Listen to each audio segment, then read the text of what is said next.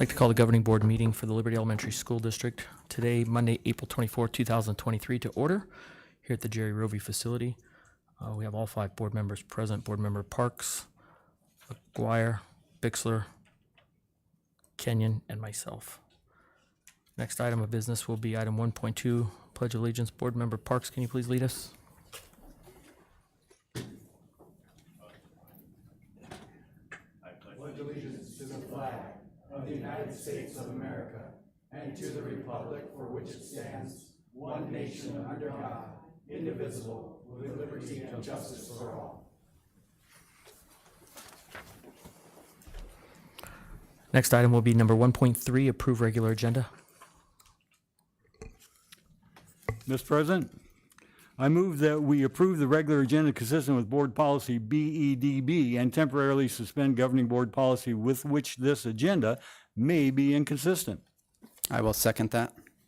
I have a motion and a second. When I call your name, please specify your vote. Board member Parks. Aye. Board member Aguirre. Yes. Board member Bixler. Aye.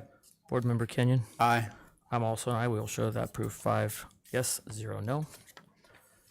Next item of business is item 2.1, Month of the Military Child.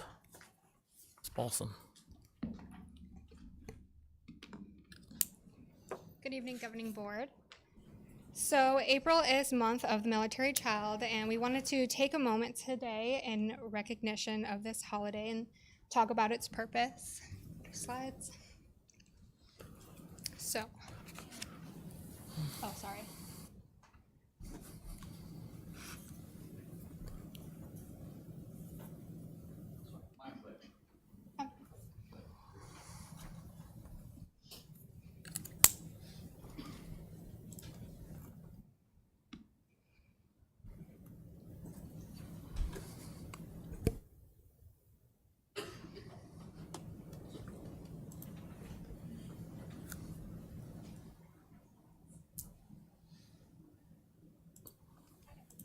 Good. Okay.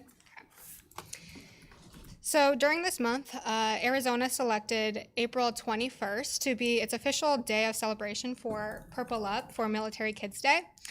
So this serves as a tribute to military families and their children for the daily sacrifices that they make, their commitment, their courage, and their unconditional support of our armed forces. As a school district, this is an opportunity to show our support for our military students who often have unique and sometimes more challenging journeys. The reason for purple is that it symbolizes all military services.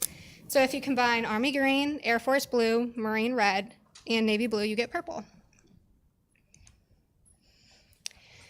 So at Liberty Elementary School District, we have over 30 students in active military homes. And we are so grateful for these families that they choose to send their students to our schools across Liberty.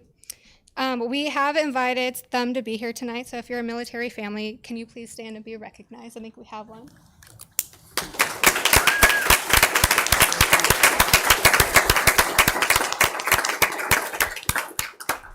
Thank you for your service and for choosing Liberty. So throughout the district, we participated in Purple Up Day, and here are some of our many photos. It was hard to choose, but as you can see, we have everybody from all of our schools, the district, our transportation folks, everybody. So going around to these schools, I saw a ton of purple. I also saw a lot of our Liberty community coming together to show their love and their support. And most importantly, I saw our military students feel extra special that day, which was our purpose.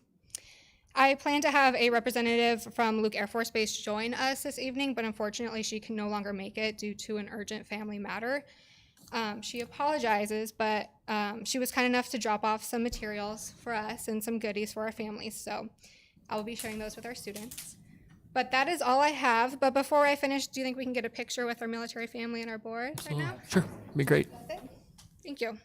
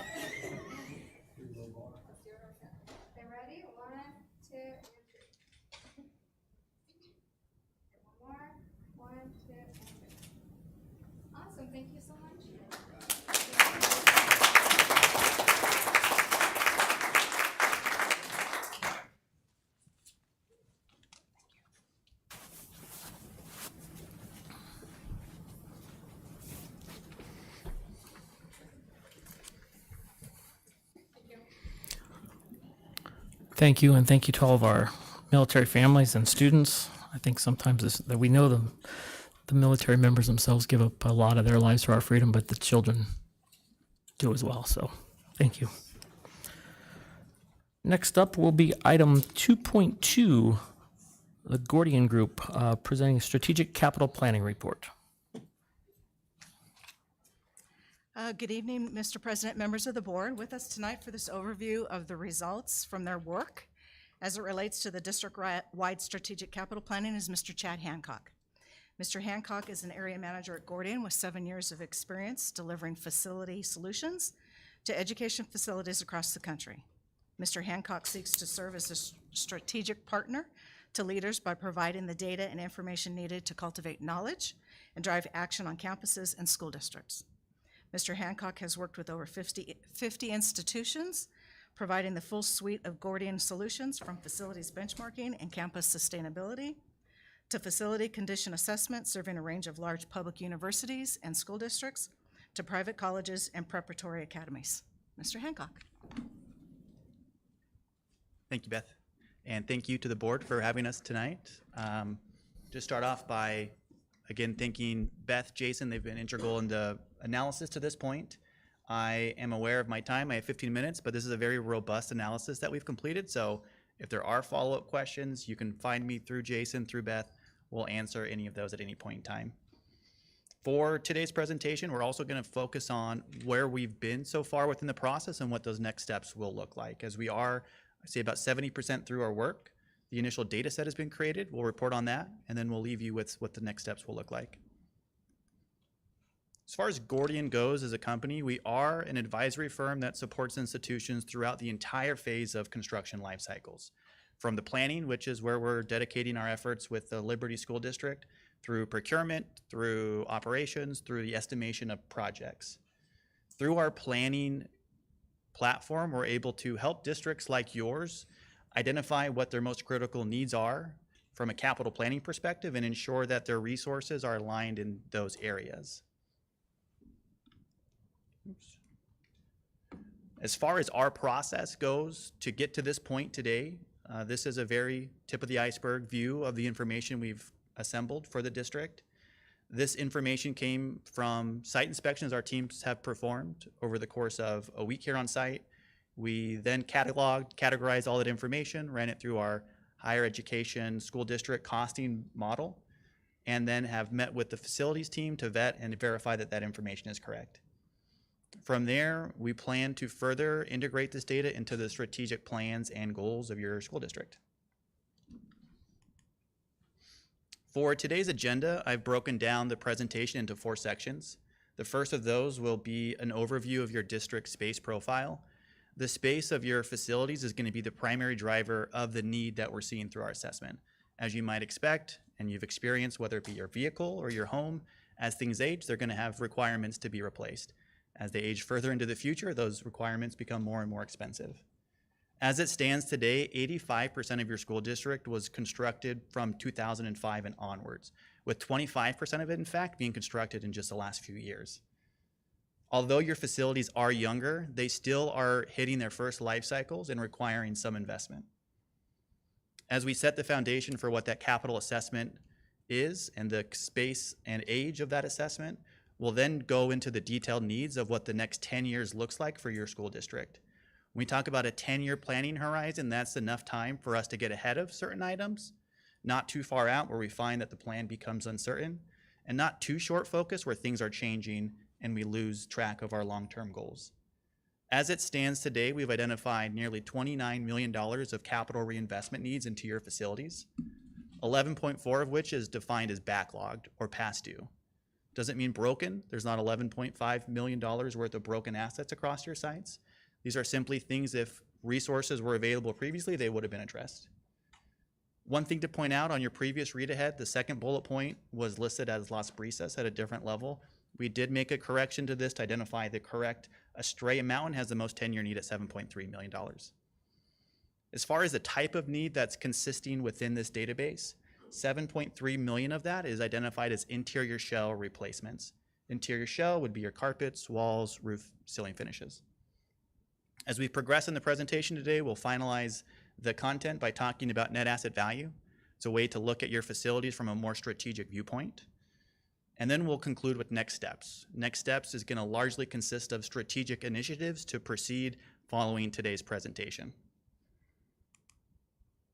As mentioned, space is going to be the foundation of an assessment.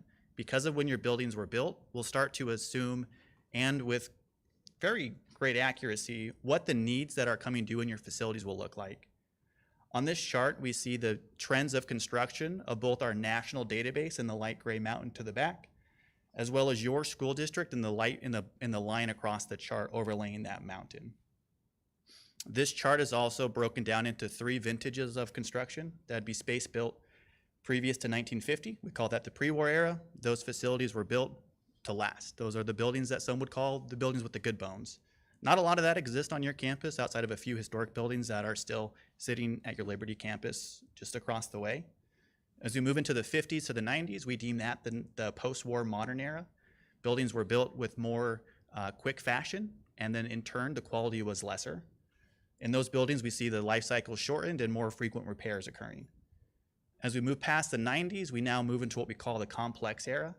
Complex in multiple ways. In the ways our facilities are integrated with systems like HVAC, cooling, electrical demands, but also in the ways our classrooms are set up from IT, technology, so on and so forth. So those buildings in turn are going to be more expensive to maintain, more expensive to replace the materials as they come due. Looking at this chart, we see 3 distinct waves of construction appear for your school district. We can see starting from right to left, your buildings built in just the last few years. Those are going to have their own unique set of life cycles coming due over the course of our planning horizon. We have buildings built between 2000 to 2010, also with their own unique challenges and life cycles to be addressing. And then we have our buildings that are now 30 plus years old in that 1990, actually beginning in the 89 to 90 era. To illustrate a little bit more clearly what those life cycles are consisting of across the different age categories, this chart takes that same information and views it a little differently. So instead of the vintages and the waves of construction, we're looking at the percentage of space in each age across your district. So for example, you would read that bar on the left as 25% of your campus is just 1 year old. So very young if we think about the total distribution. As we move to the right, we see that the age increases, and overlaying those ages are different life cycles coming due in those spaces. So we see our spaces 6 to 14. Those are now having their first interior shell refreshes required. As we move into the 15 to 22 range, we're now having to replace HVAC systems and some restroom renovations. And then as we age out to 30 years old, major behind the wall systems are coming due. Our plumbing systems and our roofing systems. Those are to name a few. There are a number of systems that fall in between there. But as we look at those different age groupings and different life cycle demands, that's going to be the driver of the data we're going to look at in the next section. As we move into this identified needs section, here is where we start to bring some of that financial information to the conversation. Again, this is a 10-year look ahead, so we're going to look at everything that's been deferred and everything that will be coming due out to 2032. The baseline of this assessment provides that 10-year look at $28.3 million. On the left, you can see that stacked. On the right, you can see that $28.3 million broken down into 4 distinct timeframes. Those timeframes are backlog. This is $11.4 million of the total $28.3. Again, these aren't broken assets, but they've passed their life expectancy. And then we have 3 timeframes splitting out the next 10 years. This would be your A timeframe, 1 to 3 years out, B timeframe, 4 to 7 years out, C timeframe, 8 to 10 years out. You can think of this also your backup or your backlog. These are your catch-up costs. These are things you need to catch up from previous deferral. Your A, B, and C, these are your keep-up cost. How do we renew our buildings on schedule going forward? Again, I mentioned we have a very robust database that populates all of this information, so we're selecting a few views of the data to share tonight. It's worth noting all of this information does exist on a interface that can be pulled. Jason, Beth both have accounts. I'm sure we can set up more if necessary, but you can actually pull detailed line item list of what projects are making up this information. We're going to carry forward that same 28.3 into this slide. Now we're looking at it by location. So here we see A stray mountain being the top earner of total 10-year need, all the way down to this building or blue horizons down there at the bottom portion of this chart. Again, backlog A, B, and C are going to be consistent themes as we look at not only what the total 10-year need looks like, but the urgency of the need within that 10-year window. So a stray mountain not only has the highest total 10-year need, but the largest amount of backlog in that space. If we were to think back to the age, Stray Mountain, this was our campus built in the 89 to 90 period. We can also look at this by what types of need are coming due. Type of need would signal what is the finish or the component that we're replacing. We have interior shells here coming in at just over $7 million. This is the highest portion of your assessment. This is largely correlated to the age of your space. We're not going to see major systems coming due in those newer buildings. And because your newer buildings make up such a large percentage of your overall space, we're going to see the interior finishes be the primary driver of that total need. HVAC, plumbing, roofing follow down the trend here with electrical equipment, which is elevators, various kitchen equipment items, small pumps. Fire protection would be fire panels, fire safety systems, and then exterior enclosure would be the walls of the building. Another way to look at this information is not just by the time frame it's coming due or the location, but we're combining a few concepts here and looking at the location by need type. So as the age would suggest, there's going to be different types of needs coming due at each of the different locations across the district. A Stray Mountain has a large portion of HVAC and plumbing coming due. Again, back to the age conversation, that's going to be driven by the age or the larger life cycles. Whereas Liberty, one of the newer buildings or newer sites on campus, is going to have more of the interior finish profile to address over the next 10 years.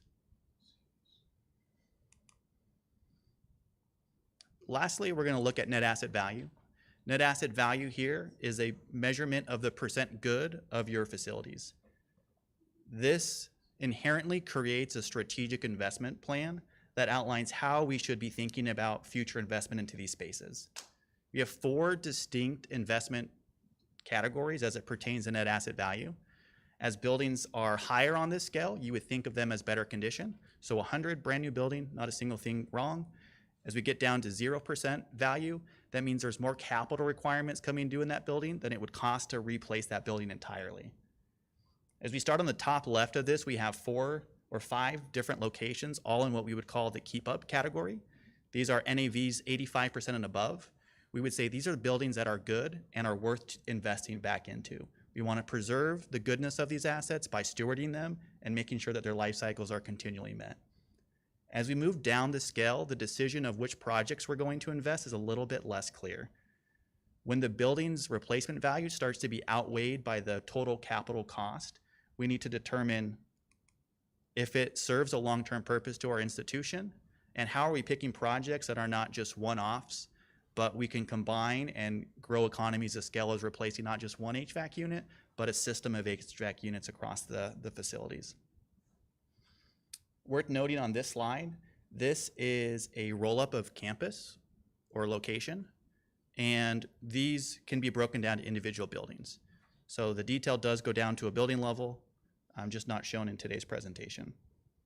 This starts to scratch the surface of what strategy that we look to continue building upon. As we know the overall value of the building, we want to work with Jason and Beth and their team to understand not only what is that value of that space, but what is a long-term value of it from an academic perspective, as well as a usefulness to the future plans of our school district.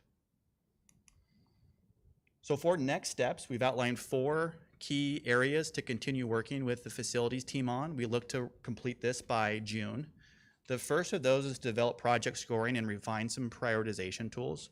Project scoring will be our exercise to go through this entire database and assign each of those projects a numerical value to say, this project is more important than these 25 different projects.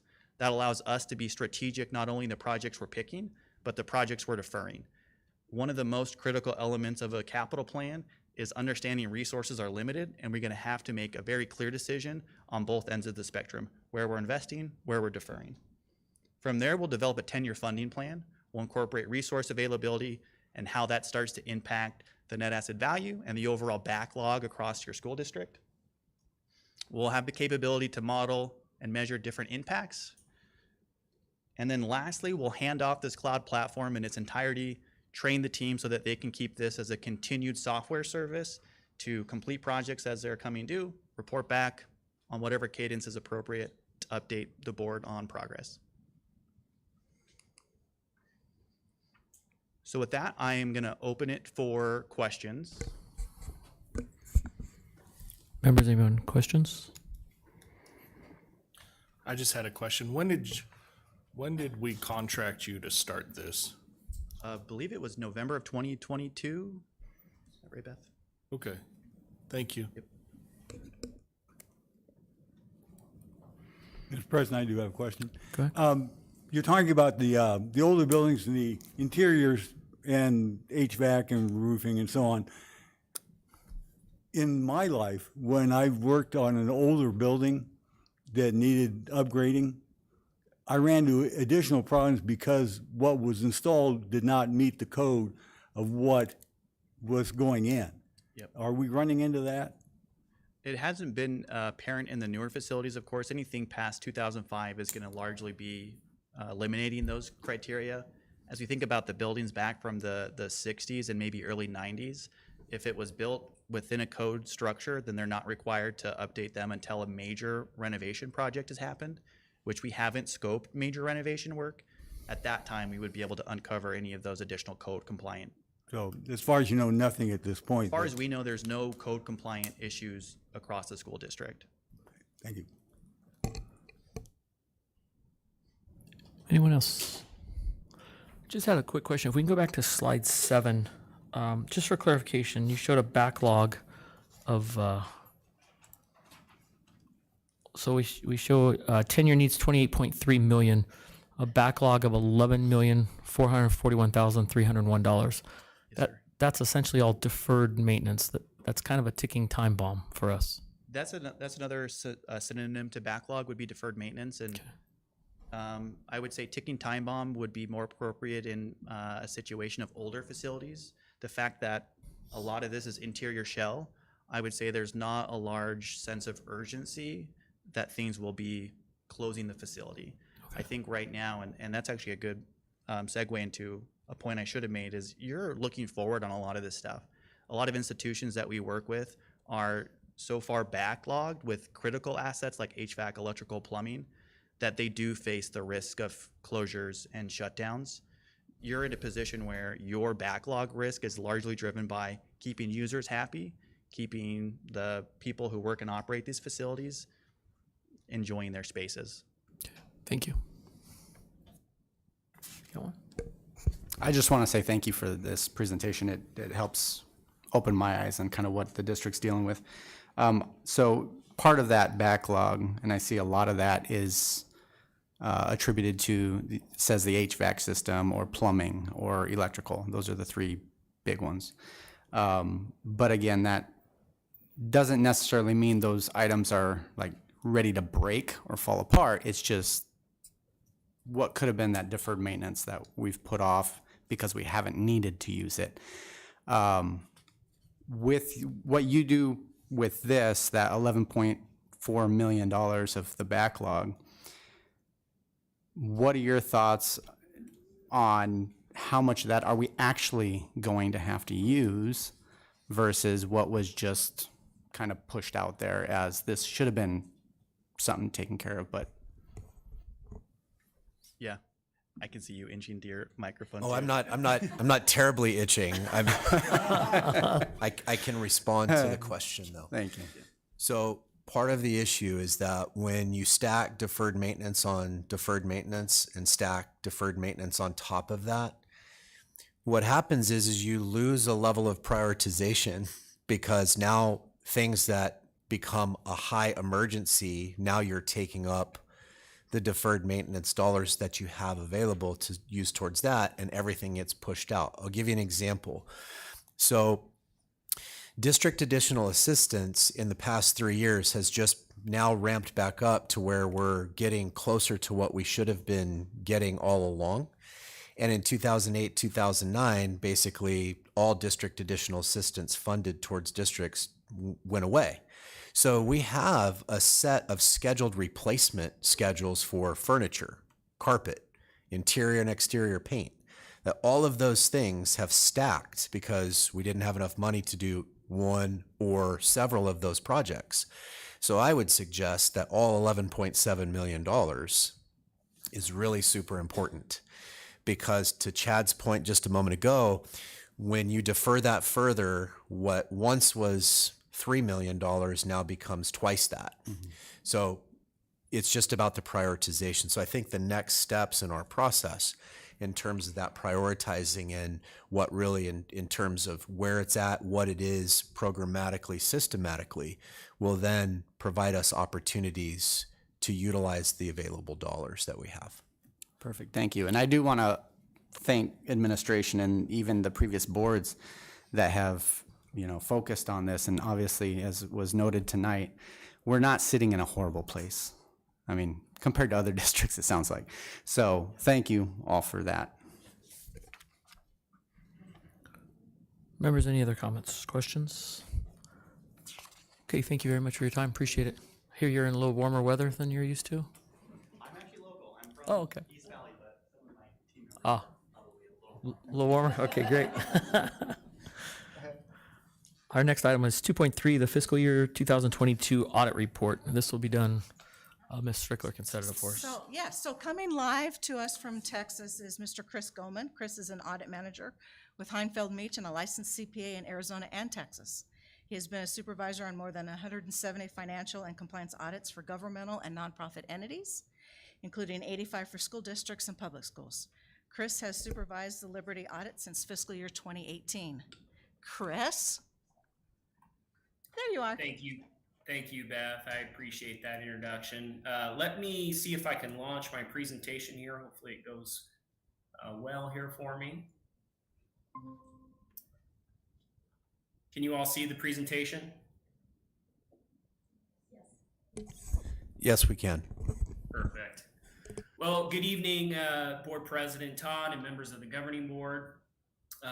Like Beth said, I've been doing Liberty's audit for a number of years now, and actually worked with Beth also when she was at Wilson, and so it was a good audit this year. Just to give you a brief little summary here before I jump in, it was good seeing Kelly off, and it was good working with Beth, and we kind of worked with both of them in tandem to get fiscal year 22 done. So get into it here. So just a little summary of what an audit is, what we're contracted to do. So we are external auditors to the district. External audit services are typically procured, every 3 to 5 years, typically on an RFP. Our services were procured about 5 years ago. That fiscal year 22 was the last year of our contract. Getting into kind of what we do, the scope of services, in essence, we're providing, we're doing an audit, we're providing assurance, that the financial statements are materially correct. There's a couple standard setters that we follow in conducting our audit, and that would be AICPA's standards, as well as GAO standards, which is government auditing standards. And also, because the district receives a large amount of federal funding, we also conduct a single audit under uniform guidance, so that also guides our audit procedures. And then finally, the state of Arizona mandates that we complete as auditors a USFR compliance questionnaire.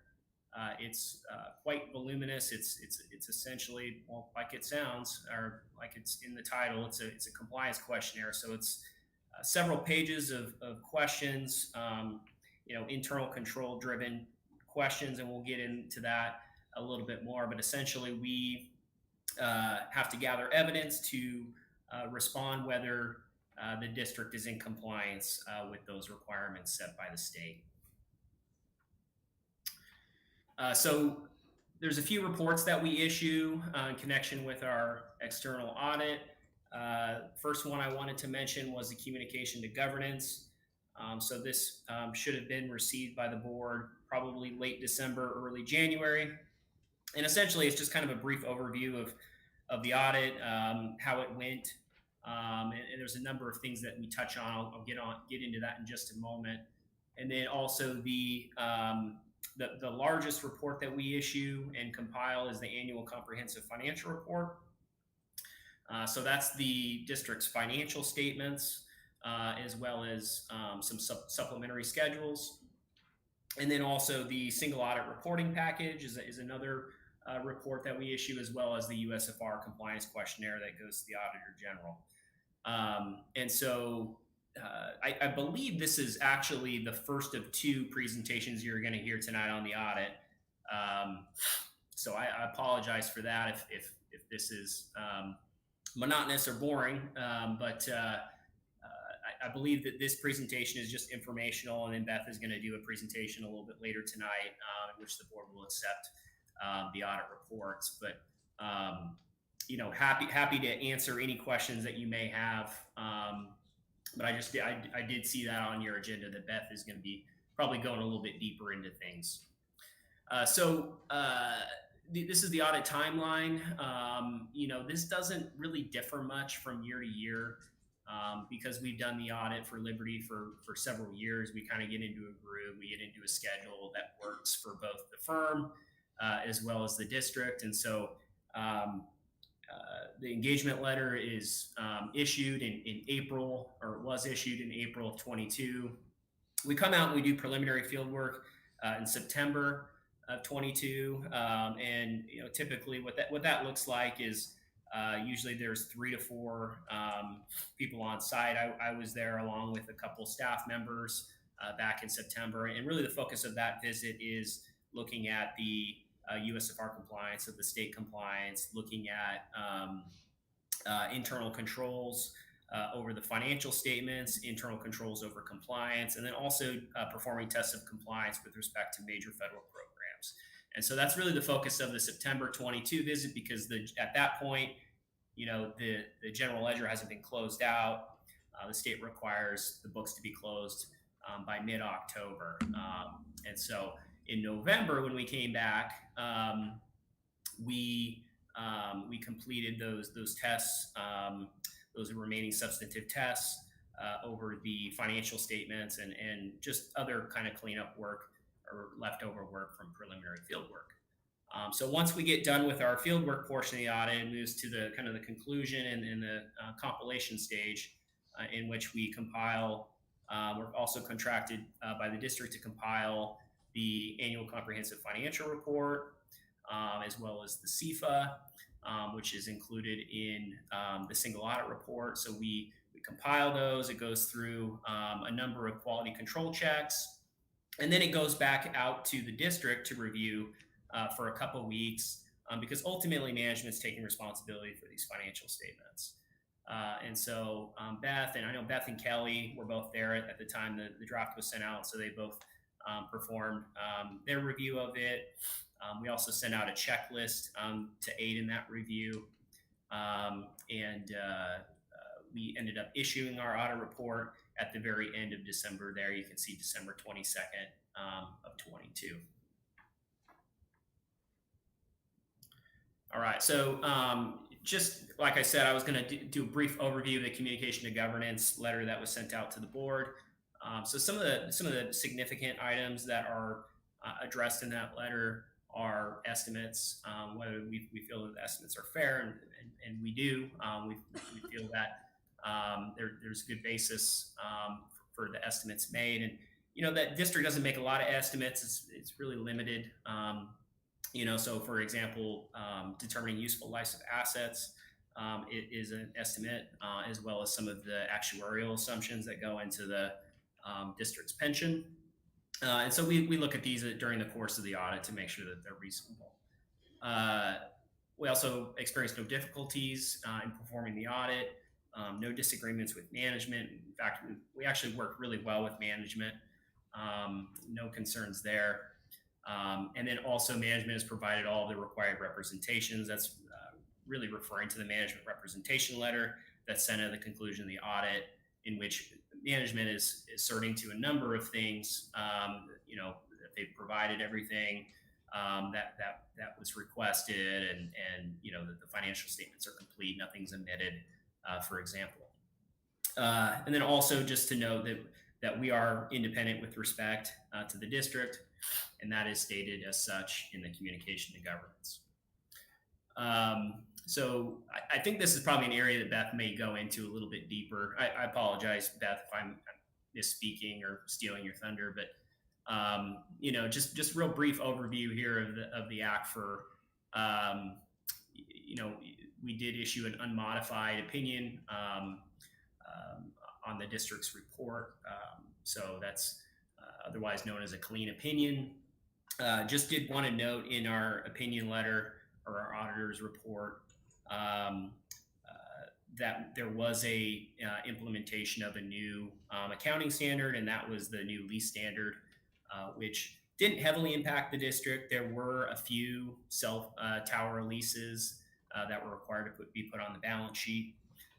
And so you'll see a lease receivable and a related deferred inflow for those. So I don't even think they eclipsed $1 million. So probably just kind of on the borderline of what we consider material. So just wanted to note that, and just some other major sections in the report, MD&A, management's discussion analysis, pages 19 through 28. So this is kind of helpful. It's unaudited, but it's helpful in kind of understanding, okay, what's changed from the prior year? Are assets increasing, decreasing? What's net position doing? Fund balance? What's happening with our debt balances, capital asset balances? It does talk about budgetary variances, so that there can be some useful information in there. And then there's two sets of financial statements. So in the basic financial statements, there's government-wide financial statements as well as fund financial statements. So government-wide financial statements is on the full accrual basis, and it includes all the activities of the district.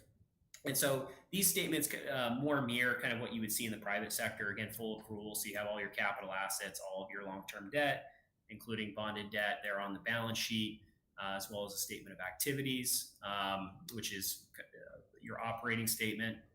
And then you've got your fund financial statements on pages 36 through 42. And these have a more of a current focus. So looking at current assets, current liabilities, current revenues, expenditures, and so forth. And it's by fund. So you'll see, there's a general fund, and there's funds for your grants, for bonded debt, for debt service, and so forth. A number of funds are presented in the financial statements. And so just wanted to distinguish between those two.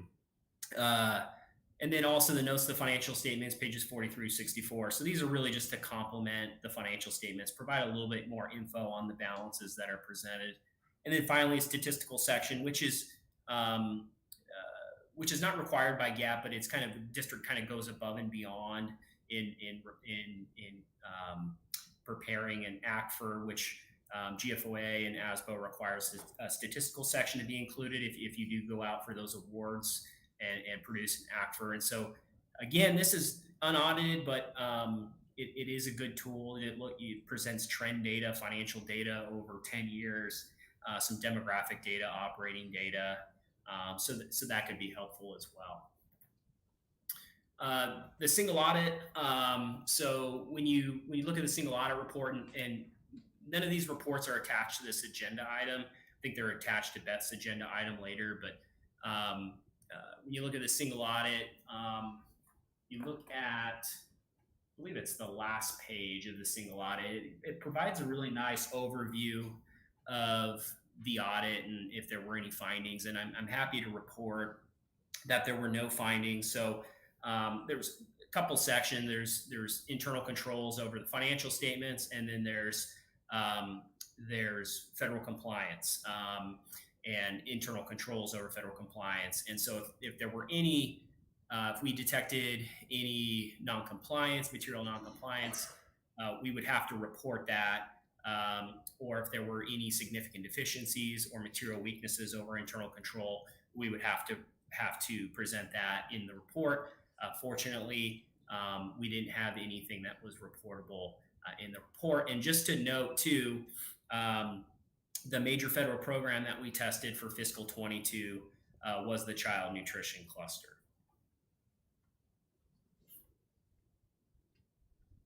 All right. So on to the USFR compliance questionnaire. So again, USFR compliance questionnaire documents the district's compliance with state statutes applicable to all Arizona school districts. And I will say just very minor non-compliance items were noted. So fairly consistent with prior year, maybe slightly less than prior year. Liberty, I would say over the last 5 years, has always been kind of below the average of the number of findings that we typically see with school districts. So kind of in that, I think 10 to 15 items or instances of non-compliance, which sounds like a lot, but if you go through the USFR compliance questionnaire, which again, I believe is attached to Beth's agenda item, you'll be astounded by just the scope and the breadth of what this audit entails. So you can see just here on this screen, we're looking at budgeting, cash receipts, procurement, classroom site, IT.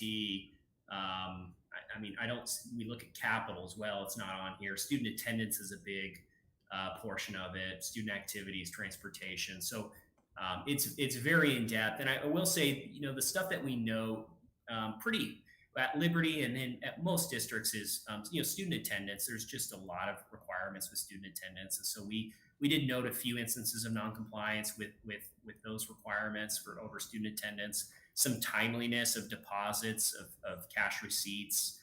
We did note that. I will say there have been some improvements in the area of IT. There's still a couple more recommendations or instances of non-compliance that we have with respect to IT, but nothing major. A lot of headway made there. And then finally, like I said before, reports were issued at the end of December. So that allows the district to meet the award criteria for ASBO International as well as GFOA for their award programs. And then the report was available for the district to meet continuing bond disclosure requirements, which is February 1st. The district uploads the ACFR to the EMA repository.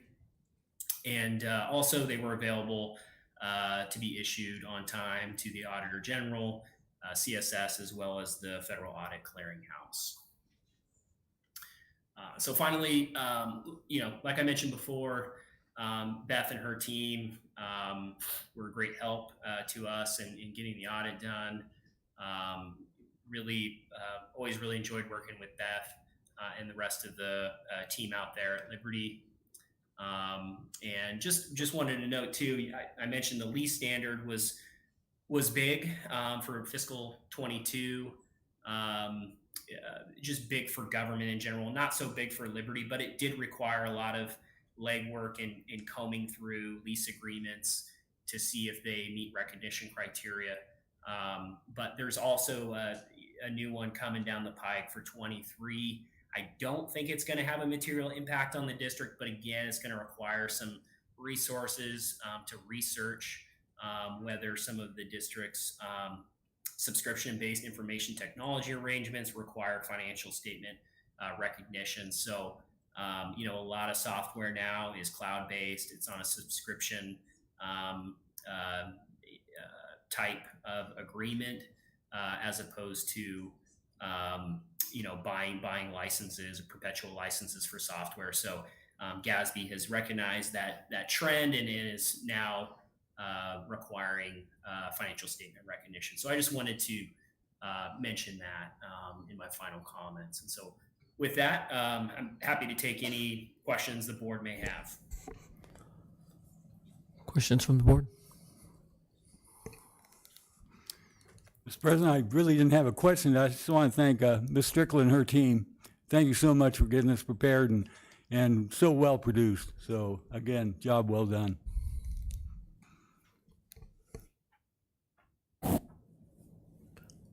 Any other comments or questions? Okay. I would like to echo the same. Thank you to your team, Beth, and everybody that's there. It is so critical that we have a good audit that comes back. It lets our taxpayers know that we are doing the right thing with the money and it's not going other places. So for transparency purposes, for assurance from our voters, who we rely on heavily when it comes to overrides and bonds, this gives them the sure knowledge that we are doing the right thing. So thank you for your time. I know this was not a walk in the park project, so. Okay. Moving on, our next report will be item 2.4, Blue Horizons Elementary School Report. Ms. Sanchez.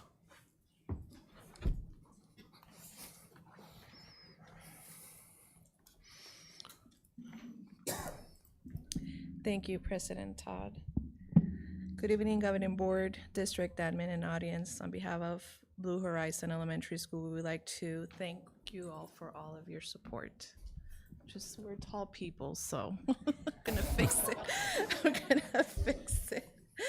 Today, we are just going to take you through a journey of our beautiful school and what is happening at Blue. I would like to start with our vision. Our vision is learners today, leaders tomorrow. And when I express that vision, our teachers run with it. Once you see what our signature program is doing and what our students are capable of doing, you're going to see that we're truly developing leaders for tomorrow. Our mission at Blue Horizon Elementary School is to inspire future leaders by promoting independent thinking and committed to excellence in preparing students for college and careers. Trade vocational is also included there. Again, I can't wait for you to see what our students are doing to promote independent thinking when it comes to their own future, and also to exploring careers and exploring what their interest is. Our core values is building confident students who exhibit initiative. They don't wait. They tell us what projects they want to do. We learned that this year. We are nurturing our students emotionally, socially, and academically, and we enable students to achieve high academic levels by allowing them to run with their own learning. And we're, again, preparing students for college and career readiness. And something that we introduced this year is our motto. So if you are at Blue, every day during announcements, we tell our kids at Blue Horizon School, the sky's the limit. We repeat it because we believe it and we want them to believe it as well. Our initiatives this year haven't really changed from last year. We're just refining them and making sure that they're being, that teachers feel comfortable with them. Reading Horizons, I know that last year it was a fairly new program. This year, if you go to Blue, you're going to see the students running the actual block. You are going to see the students marking the words, sounding the words, blending the words, cutting the words apart, and sometimes even helping the teachers with the words. So if you ever want to see a phenomenal phonics lesson, please visit Blue. A second initiative is LEDC. Something that we made our goal this year is our questioning. We like our students to prompt and think of their own questions before they actually go to the teachers. So you would see students asking questions to other students relating to the problem as they're trying to come up with a solution, which is pretty awesome. So we're working on that, but you would be seeing that as well. We call them the SMART questions. What's your SMART question? And they'll think of one. And then, of course, we have PLCs. That is where our teachers, that's our learning communities, they analyze data, they plan for the following week, they bring student work to see where the student thinking is or where the gaps are. So that, those three are our school initiatives. And here's our fabulous instructional coach, Mrs. O'Shea. All right, so I'm going to talk a little bit about our data. So this year with math, we have a lot of new teachers, especially since we opened a whole junior high this year. So we have spent a lot of time making sure that all of our teachers have access to the manipulatives that they need in order to be successful in teaching math.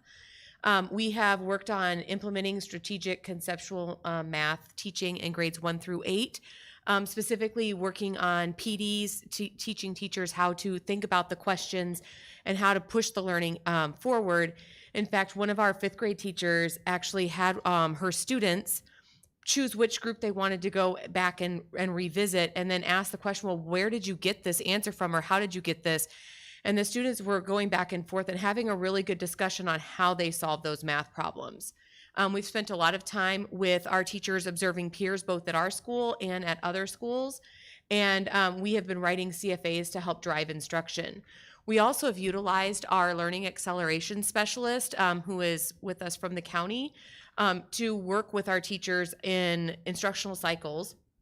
All of the cycles were completed with success, where 80% of our students did master whatever standard that they were working on.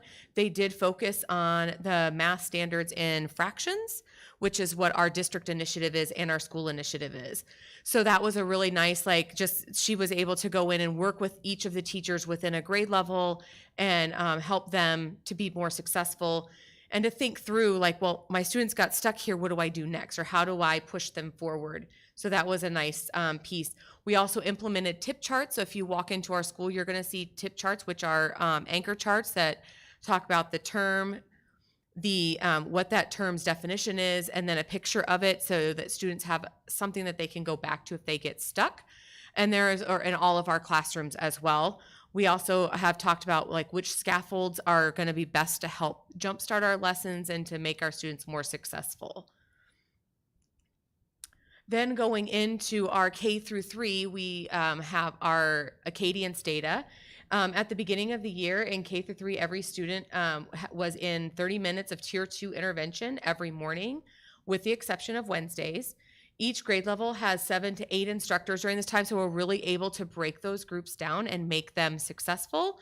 Our most at-risk students attend Tier 3. So those are the students that, they're in Tier 2, they're still not making enough progress. We put them into Tier 3, so they get more individual or small group time in the afternoons as well. Our groups are fluid, so they change constantly, which is what best practice is. After they've mastered a skill, we move them into the next skill so we can keep our students moving forward. And our groups are assessed every 5 weeks so that we can continue to show progress. If you look at the data, you can see that our kindergarten, 80% of our kinders are projected to score at or above the benchmark at our end of year benchmark assessment, which happens the first week of May. The 30% of our kinders that currently meet the mid-year are first grade benchmark, Our first graders, 80% of our first graders are also projected to be at the benchmark for the end of the year. And we're also projected to have 23% or higher on reading accuracy. Our second graders, we have 70% of our second graders projected to score at or above the benchmark for the end of year. And in December, only 50% of our students were at or above the benchmark in reading accuracy, and this is 20% growth in 4 months. So we started at 30%, we went to 50% just in 4 months' time. And then our third graders, we have 74% of our third graders who are projected to score at or above benchmark at the end of the year. 87% of our third graders are projected to score at or above benchmark for our retelling, which is kind of the piece that really pushes them, their ability to tell you what they read and more about it.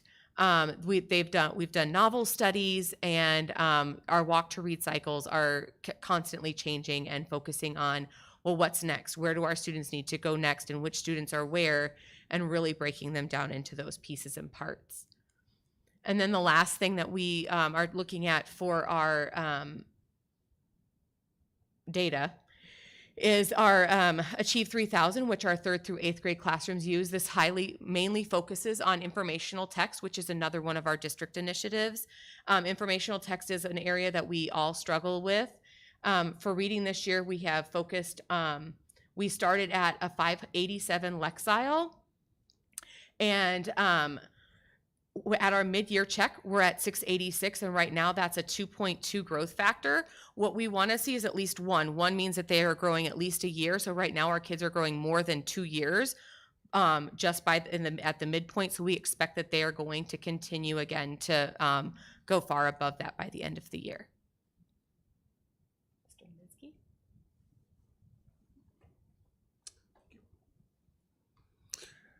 Thank you, Governing Board, for allowing us to present tonight. They gave me the short version, the short stuff tonight, not because I don't like to talk, but because I do. And in keeping the time frame of the board meeting on topic, we're gonna run through this one pretty quickly. I want to take you through a day in the life of Blue. If you came on our campus on any given day, we're a very distinctive campus. We have 5 different buildings, and as you walk the campus, you're going to see our different grade levels and our different things that are taking place. Wonderful things that you'll see. We alluded to Reading Horizons, but if we were to start in Building C, where our kindergarten, first grade, and second grades are, you're likely to see students honing their phonics skills with Reading Horizons with our fabulous primary teachers. It really is a cool thing to behold. I did not know anything about Reading Horizons coming in, and just sitting sometimes on the floor with our first graders and listening and just seeing how receptive they are. It's fascinating. It's fascinating to see their engagement, but it's also exciting to know that the program that they are being taught is really taking hold and setting a solid foundation for our students. Moving along in our journey, if we skip over to D building, that's where you'll see our 3rd through 5th graders. We highlight our LEDC math instruction. Going back to the summer when I first joined, that was the first training that I took part in. It was LEDC math, and it was such a phenomenally different type of approach in learning math that I hid myself in some cases because I didn't want to answer the questions if I was called upon, because I didn't think I would know the answer. When you see what our students are doing, though, and what our teachers have done at these grade levels and all of our grade levels, it's fascinating what our students were doing with LEDC. It is so collaborative, it is so deep, it is promoting our critical thinking in our students, not just to get the answer in math, but to know how they arrive there. It truly is outstanding to see. I would invite you to come in and see it sometime. Our LEDC is truly phenomenal. Our teachers have done wonderful things with it. We move over to our E building. That is where our middle school students are, 6th, 7th, and 8th. This is our youngest group of teachers that we have had this year. One thing I will say about them is, even in their youth and in their inexperience, at least in front of students, they have built such tremendous relationships with our students. You cannot put a price on the fact that our teachers care about their students' needs. You have to reach them in order to teach them, and our middle school students do such a fascinating job and a fantastic job in meeting our students.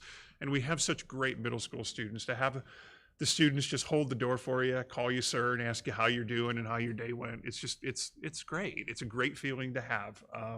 We have a wonderful E-building, and it's, again, the sky's the limit for that group and where it's headed. Of course, our beautiful facilities. If you take a tour, you're going to come back and you're going to just see the cavernous spaces we have back there for our nearly 870 students. Wonderful, beautiful playgrounds where they can go out, they can take that break, they can have fun. Our beautiful sports facilities. I was able to capture a nice little sunset after we had won our first baseball game of the year against Liberty. Sorry, Board Member Kenyon, we didn't win that one. It's just, we're proud of our facilities, and we're proud of the way that our staff and our custodians and our district maintenance people who aid us anytime we need to take care of those facilities. It's beautiful, and we want to keep it beautiful. I'd be remiss if we didn't mention our fantastic CHAMPS program. We are fortunate to have our coding program along with our art and PE programs. We lost our music teacher this year, but are excited that we're going to gain our music program back next year, and very looking forward to what our students are going to be able to produce in that. So we have a great CHAMPS program. It's a vital part of our day, and we look forward to sharing that in the future as we continue to move forward. Our support staff, they are our lifeline. They run the show. They are behind the scenes. They are that first line of defense when somebody comes in, that smile that greets them. And I cannot say enough about our 3 front office staff members, our office manager, our 2 secretaries. They are the most positive front office staff I've ever worked with. You cannot, again, put a price on having that smile and having that attitude that we'll do whatever it takes. I'm a firm believer in our customer service. It needs to be prompt, it needs to be attentive, and it needs to be genuine. And we do a great job of that. And our support staff, from our paraprofessionals to our custodians and everywhere in between, again, they are the lifeblood of our building. And they're overlooked sometimes, but we are genuinely grateful for what they provide. And if you come in our building B, there you're going to see, and you're going to be feeling welcome. So whether it's working with a student or taking a pie in the face from one for student growth, and yes, that's yours truly, taking a pie for our Achieve, our March Madness Achieve program. I took a couple pies there and took about 20 more at our carnival, so I'm retiring from that. Our team loves our Blue Horizon students. The success of our Blue Horizon is truly a collaborative effort of more than 70 individuals working towards a common goal, and it's to produce a generation of students who are learners today and leaders tomorrow. We're going to go back to our fabulous principal, Mrs. Sanchez, as she introduces our signature program and closes. Thank you, Mr. N. So now here is our signature program. And again, it's one other reason to visit Blue. Our signature program, as everybody knows, it's career explorations. And sometimes you wonder, how are we going to take this to the schools? Well, our kids are going to show you exactly what we're doing there. And so enjoy seeing some engineers, enjoy. Hi, I'm Ms. Amen. I have a 5th grade class, and we worked on a project using a resource that allows students to discover different career fields, and this time we applied it to the field of science. Students were tasked with making a roller coaster to demonstrate the use of force and motion, and to further get them curious about the different things that they can do with that knowledge.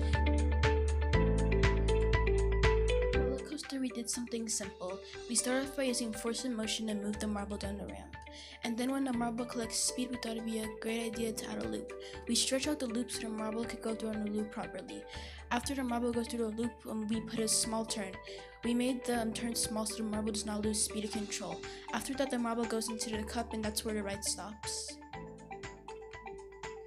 We used many different materials for our project: cardstock for the pillars and track, cardboard, clear tape, masking tape, and plastic marble plastic cup.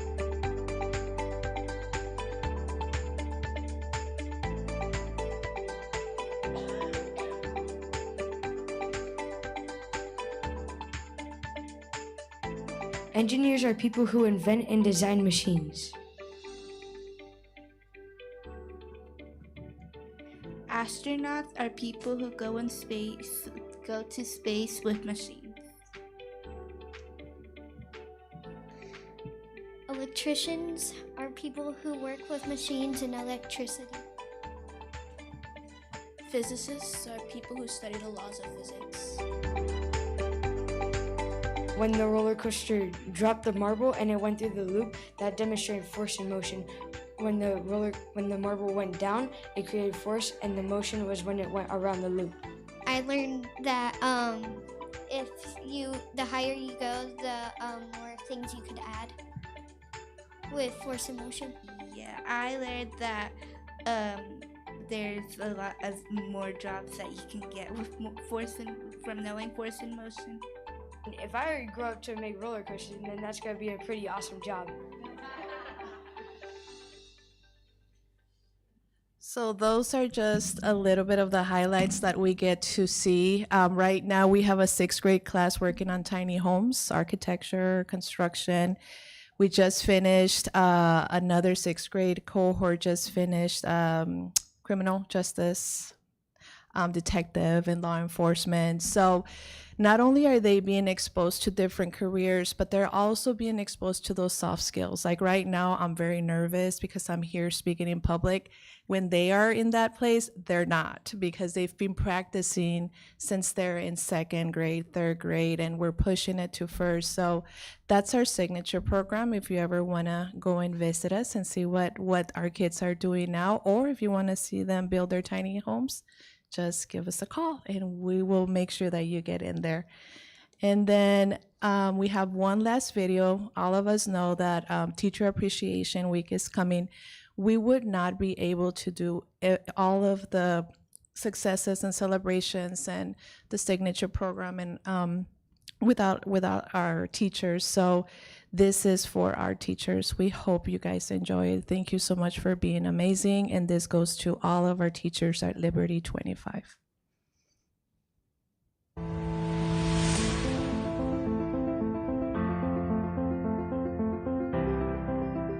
Without teachers, we wouldn't have education about the world, and with math, science, ELA, and social studies. And we need teachers around the world so we can have education about this stuff and we can get better in life. And we wouldn't be able to ask questions. And then we'll be just sad. We would have no leaders, or we wouldn't be as smart as right now. It would be, well, people would have no jobs because you have to go to school to have a job. And we would have no money to buy food to keep us alive. The world would be a knowledgeless place without the ability for some people to become doctors or surgeons, the jobs that are vital for human life and make the world a better place. Teachers are like the pivotal point of society and are what cause our people as a whole to be as great as they can be. Teachers bring out the best in others. Nobody would learn and they couldn't get a job, so they couldn't get any money. You have to figure out everything by yourself. The world without teachers would be an unsafe environment because without doctors, people get sick. Without scientists, people don't have new ways to come up with things. And teachers push you past the limit you may think you got, and they challenge you, and they make you put goals for yourself, so in the future, you can be proud of yourself. There would be no learning and no one would know, like, math and stuff. Just craziness. The kids not paying attention and not knowing anything. It would be sad and we can't learn. We wouldn't have that much brain cells, like we wouldn't be that smart anymore. Because if we didn't, we wouldn't know how to control things. Like, let's say someone was like trying to move like in construction and like they drop it because they didn't know how to use it. That's like kind of the problem. So like I think we need teachers just to teach us of how to do things in life. A strange world. Without any teachers, nobody would be learning. I don't think we would be able to like go on, like even beyond like learning, like whether it's your sport or like an instrument, there would be no one to teach you how it goes. It'd be a lot harder to like get better at what you want to do. We wouldn't have our school, or it'd basically be nothing.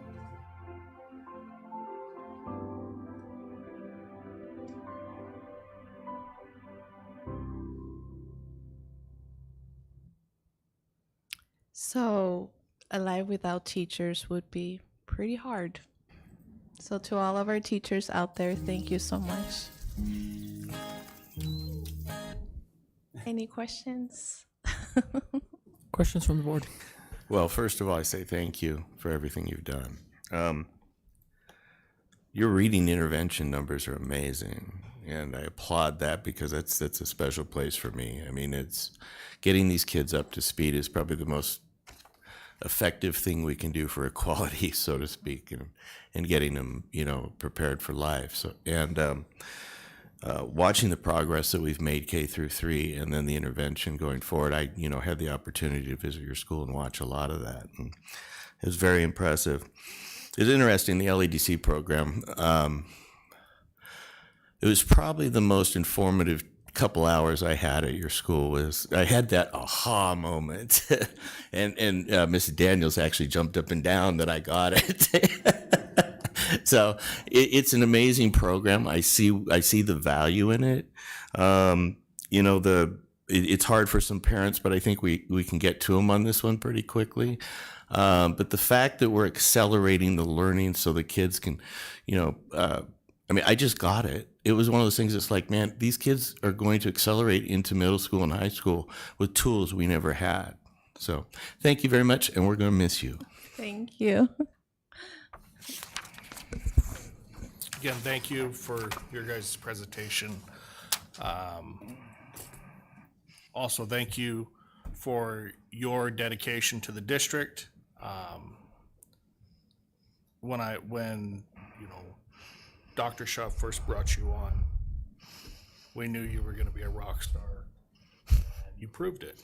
So it's unfortunate that we are going to be losing you, but the best of luck to you in your future endeavors.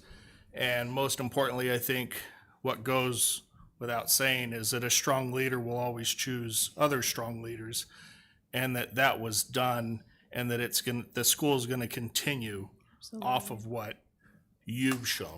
So thank you so much. Thank you so much. I want to echo all the other governors up here that have said the same thing. We are going to miss you. Thank you so much for spending the time that you have spent with us and setting up the foundation. Opening up a new school is not easy. And you were there from the very beginning and got the doors open, the kids in, learning, and it looks like it's going very, very well. So thank you so much for all you've given to us. Thank you. I wish you well. Thank you. Can't add a whole lot more, but yes, we are very grateful to you, to your staff. We are going to miss you. I love the presentations. They were wonderful. I echo everything that was said. The numbers look great. I'm so glad to see K through 3 where they're at, where they're projected to go. That's always the hope, right? Fill that gap, get those kids up to speed what they need to be. Learners today, leaders tomorrow. That's so powerful if people just get that. And that is, if you take a leader, you give them a challenge, they will meet or exceed that challenge. You build leaders in these children, they're going to meet or exceed all the challenges you give them. And that's just awesome to see that that's what's happening. I love the career connections. Tiny homes is up my alley, so I really want to come see what your kids are working on. So I would love to see that. Thank you. Thank you. Well, if it was hard for Mr. Kenyon to pick up for everybody, I would, again, just echo the same thing and echo Chris. Thank you for what you've done. I remember the first day of Blue Horizon when we were out directing traffic and looking at each other like, what did we get ourselves into? And we may still be thinking that at times, but congratulations. I know you're moving on. We hate to see people leave, but we love to see people move on to better positions. And so with that, congratulations. You're welcome back here and come visit. Thank you. I sure will. Thank you so much. We didn't say you guys could leave yet. Okay, next up will be 3.1 Governing Board updates. We'll start down at the end. I don't have anything, Mr. President. I'm going to ask for a little bit of indulgence. I apologize, first of all, for not being at the April 10th meeting. I just couldn't get here. But there are a number of things I wanted to highlight and say. First of all, Ms. Sanchez, I am absolutely not surprised by what I saw on this report that you just gave, because I was lucky enough with one of the other governors to be on that campus and saw what was going on. And you're right, there's some amazing things, but there's more than that. There was a lot going on in this district that we can be very, very proud of. The community events that we host, things like the Rainbow Valley Carnival and the Freedom Carnival, those are bringing in people like crazy. I mean, what a wonderful turnout all those had. And Ag Night at Liberty, I tell you what, I have never had a Mrs. apple pie until later that night. It was incredible. I go to the Ag Night mostly to watch the auctioneer, and this did not let me down. It was great fun to watch what was going on. One bakery item went for $450. I couldn't believe it. It was amazing. But that's one of the things that's going on in this district that we need to be proud of, is these community events. I also wanted to highlight last meeting that we also, a number of the governors, had the chance to go and celebrate with one of our teachers in her maintaining of her national her national certification. This is a big deal. This is not something that comes easy. You have to work really hard, first of all, to get it, and you have to work really hard to keep it. And so we were there to celebrate that, and I want to congratulate Ms. Mendoza for her maintenance of that and continuation of it. But there was something that happened there that needs to be mentioned. I don't believe in coincidences. I think everything happens for a reason. Now, I mention this because when we first entered the ballroom where the ceremony was going to occur, the table they had us seated at was at the very far back of the room. We could not be farther away from the front of the room where everything was happening. And so when we took our table seats, I thought, well, that's interesting. A silver lining at the very least, we'll be able to get out of here real fast because we're right next to the door. But as the ceremony started, suddenly there was something that was going on behind me. I was facing the other way. And as I looked to see, one of the serving staff, the service there was great. It was a wonderfully held event. But one of the serving staff appeared to have some kind of medical problem that had collapsed in the back of the room. And I've got to tell you, I was so proud of what happened next, which was within seconds, Governor Todd and Mrs. Camp rushed to that young lady's aid.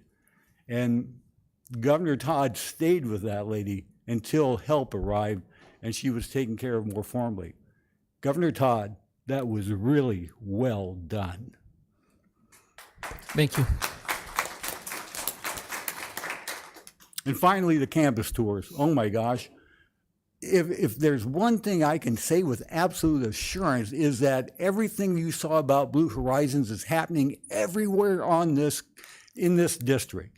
Every single campus that we go visit, we see the same things happening. We see the programs that are making differences in the learning of children. We see the interaction between the kids working together collaboratively to solve problems. This is what life is. This is what we are supposed to be doing for our kids. We are teaching them how to be successful. It's not a matter of solving an equation. It's solving a problem working cooperatively. And we see that going on all over our district. Every campus that I've visited has seen the same thing, and it has grown. The academic conversations that I see the teachers having with the kids is just absolutely amazing. One thing that you have to keep in mind is that this doesn't happen by accident. And by golly, this happened before I became a member of this board. In fact, I think the only member of this board, Governor Aguirre, was the only one on this board when this really started. And you can see the fruit of that now. You can see our kids learning. You can see by the performance. Congratulations to our instructional teams, from the building to the classroom up here to the central office. Please keep doing such a very fine job. Thank you very much for what you're doing. I got to, on Saturday, go and watch Liberty's Color Guard perform their last routine over at Yonker High, and I want to give a shout out to Miss Colapanis and Mr. Colapanis. They are some wonderful people, not just wonderful teachers, they're wonderful people. They volunteer their time. There were a number of awards that were given out, mainly to the high schoolers, but it was awesome seeing our elementary students there. My daughter was in that, and along with Mr. Aguirre's daughter was in that, and they did just a phenomenal job. And even the students had awards for the teachers, and it was wonderful. So that's what I have. Thank you. Thank you. I first of all, Paul, we're glad you're back. Glad you're feeling better and here, so good for that. Secondly, I got to attend the National Board Certification celebration with Miss Mendoza and several members of the board and staff. It's a true honor to attend these events, and little Liberty. It's just a few years ago, this community was part of a joke on a radio station almost every Friday, I think, and now we've grown into something much different. Our staff, our guidance is good. You see the big dogs, if you will, Phoenix Union High School District, Glendale. They've got some teachers that have won this award. And then you see Liberty, and you recognize that we're right there with them. And so it's an exciting time for us. Congratulations to Miss Mendoza. She's done this before. She'll continue to do this. This was a recertification for her. So not has she done it once, but she continues to uphold that standard. So that's all I have, but I just wanted to thank her for that and congratulate her. Next up will be item 4.1, call to the public. Do we have any? Okay, no calls to the public. Next will be our consent agenda. I'd like to pull item 5.3, please.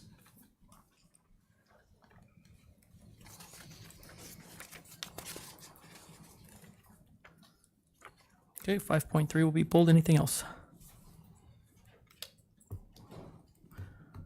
Okay, hearing none, I'll take a motion and a second to approve the consent agenda with the exception of 5.3. Mr. President, I'll make a motion to approve the consent agenda with the exception of item 5.3. Second. Have a motion and a second to approve the consent agenda with the exception of item 5.3. When I call your name, please specify your vote. Mr. Parks? Aye. Board Member Aguirre? Yes. Board Member Bixler? Aye. Board Member Kenyon? Aye. I'm also an aye. We will show that approved 5 yes, 0 no. We'll now move to 5.3, which is approval of student extracurricular activity fees for fiscal year 2023-24. So I was just wondering if we could discuss the fees and increases. We had I believe everyone received an email asking about that. What, after an override that the public graciously approved, that was one of the things that was on there that we had said might go away, and now we're increasing. So if you could possibly speak to that. Go ahead, Beth. So the only increase in this for fiscal year 24 is for the extracurricular field trips. Was it used to be $1 to $450, and it went from $1 to $550. The extracurricular amounts are the same as they were for fiscal year 24 as they are for this fiscal year. Okay, and I guess one of the questions might be is why did we raise that amount?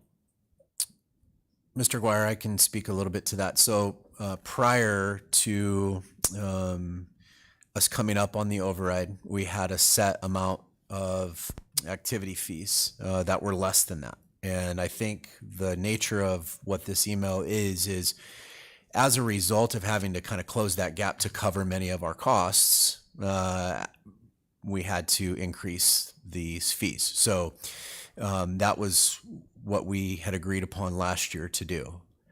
My understanding when we brought forward back this last 2 weeks ago for your evaluation was because of the fact that inflation has caused a significant amount of increase in our ability to operate several things, the cost of officials, the cost to run buses after school, et cetera, et cetera, et cetera, that this is an appropriate amount to cover many of those costs. The one concern specific on the extracurricular field trips was that same concept, is that we had those at $450, and to cover the cost for the inflation, rentals of luxury buses, et cetera, to get them to out of state, et cetera. I think that was what was the interest. So we made that one specific change, but none of the others had changed at all. So I think just wanted to summarize for the group and anybody listening that's kind of where we're at this point. Couldn't it be said though that when we talk about inflation, that actually the funding mechanism that schools have in the state of Arizona now, there's actually an inflationary factor on there? So shouldn't that cover inflation? I can't speak to whether or not the inflationary factor covers the inflationary factor that we are provided may or may not cover the inflationary factor for all of our expenses. I mean, it's intended to soften the blow on that to some degree, but I couldn't say whether or not it covers all of those components. If it's of the interest of the governing board to go back and make some suggestions to potentially reduce some of these back to what they were prior to when we were coming up against the override, we can certainly look at that. We can go back to talk about what the history of our extracurricular costs were, and if that's of the interest of the board, we can certainly do that. Ms. Nettle, do we run into a snag with delaying a decision on this? The only snag that we really run into is having folks prepare in advance for next year's fees. We do have some time on that, I would say. I can't think of a reason, if it's of the interest of the board, to have some additional discussion. And if you were to provide us some direction specific to what is your ballpark and whether or not we can do some analysis on whether or not we can cover the cost based off of those, we certainly can bring those things back for you. Just one other question. My understanding of the raise in the field trips was because it just plain costs more to do things like that. Additional costs in transportation, additional costs in facility that we're going to, and so on. So that cap really is only to allow to make sure that we do have enough room to cover what that cost is actually going to be. That's true. I mean, fuel is $5 a gallon. These companies are not going to lose money on fuel. Right. So that's built in for that purpose. Having said that, I would be very interested to see if we could get back to the fee structure that we had, accepting the cost of the field trips. But the other participation fee structure, if we could get it close to, if not at, pre-override numbers. The one other factor I'll just mention for the board's consideration is when families have financial hardship, we don't ask questions about that because it's not really our business. We want to ensure that we can maximize people participating in the opportunities that they have in our school district. And so if people pose to us a financial hardship, then we absorb a lot of those costs. So that also factors into assisting us with that. We've also done comparative studies in other districts about what their extracurricular costs are. It's not as if these are unreasonable. They're comparable to what activity fees cost from other school districts and things like that. So there's just some other things to consider as well, but we can certainly bring those things back for you. I mean, for me, I can just see the point of view that the constituent has of that before the override, it was one fee and then the override failed, so then it increased. And then we said, please pass the override, but yet to lower costs, right? So that things can get back to normal, if you will. And then the voters say yes, and we're not going back to pre that increase, if you will. Can understand that perspective as well. I just see the perspective, and I share the same sentiments that if there's a way to go back to it, I'd really like to see it, because they'll just say this. I hear the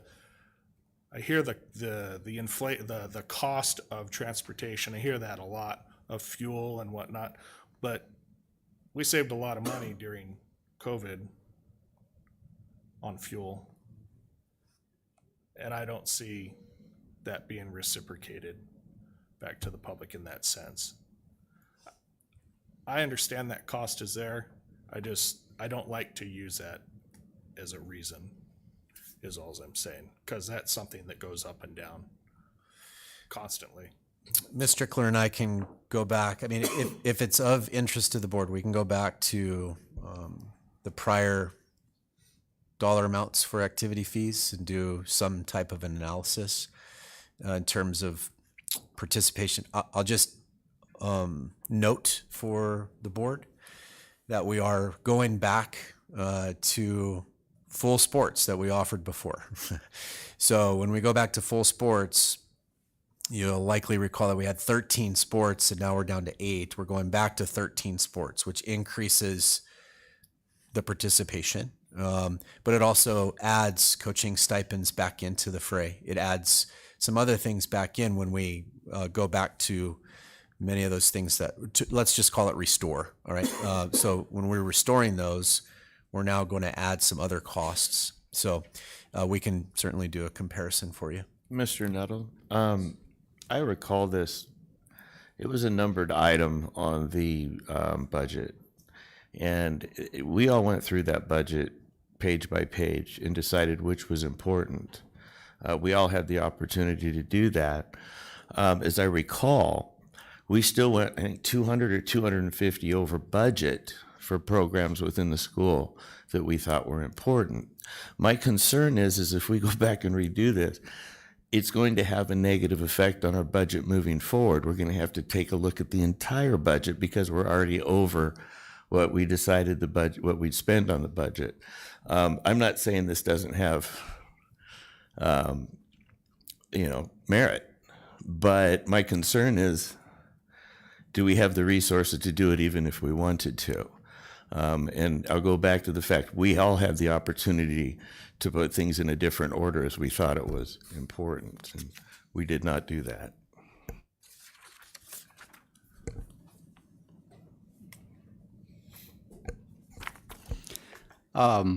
What you just stated last about restoring to the full amount of sports, that's kind of what I remember about the promise in the override is getting, it was if we didn't get the override, we risk the chance of losing pretty much all of our sports, and we're able to restore that. I trust administration in this, that you've done your due diligence. We've had a chance to talk about this, even just the last board meeting. And to be frank, when I was in school, activities were a lot higher than this for participation. I mean, I was in Minnesota, there was hockey, and hockey is very expensive.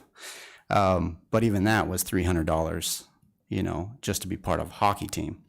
And like you said, if anybody's out there and they want their kids to participate and they have hardships, there's the hardship waiver, right? They can contact the district and let them know. So I think that this schedule has already been discussed. I'm willing to move forward on it. Just a couple thoughts. If we had not passed the override, well, first of all, let's go back, refresh my memory. Last year we did raise the participation fees. How much did we raise those by? Do you recall? My recollection is they went from 25 to 50 in the athletics, and in the extracurriculars, they went from $5 to 10. Okay. And how long had it been since we had a increase prior to this one? I think it had been a large number of years. It was prior to 2018. That's as far as I go back. So if we had not passed the override and we were still in a situation of reducing, do you think that the costs for extracurricular activities would have had to go up this year beyond this price? I don't think we would have had extracurricular activities. Okay. So I guess I know we talked about restoring full sports, which we've made good on that promise. That's coming back. My thoughts with this are not just gas prices, but just everything in general has gone up through the roof. Baseball hats used to be one price there. I just bought some. They're almost $5 more per hat right now in a group setting for a team. So I kind of feel as though, I know these numbers went up. They hadn't gone up for years. They went up last year. With the scales of the economy and everything changing, I feel like that's been different, and we didn't know that early on, but we know it now. So I don't feel that these prices are too far out of line for what we have. What I would like to explore, however, is if we have maybe we do a multi-sport discount or something of that nature. If we have a student that's in multiple sports, maybe we could scale this a little bit for them, where it's maybe a not to exceed. So it's $50, for example. Extracurricular activities are $50, and maybe we say not to exceed $100 per student per year, or a number. I don't want to be held to that number, but could we look at something of that nature? Yeah, I mean, some other districts have done a per person cap. So if they were to have participated in 3 sports, throughout the course of a year, they would pay up to X amount of dollars. Maybe it's 100, maybe it's 120. I don't know, but we can certainly look at capping it per family or capping it per child. Okay. I mean, I'm good with the direction whichever direction the board would like to head. We do have this listed as action, so it would be it would require a motion and a vote, whichever direction we head. So I just had one other question. It's my understanding that well over half the district is on free and reduced lunches.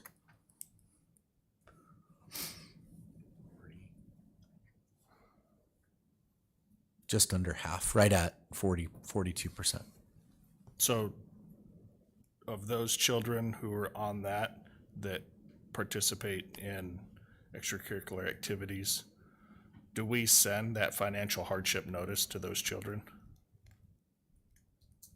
I don't know the answer to that question. can we send that to them?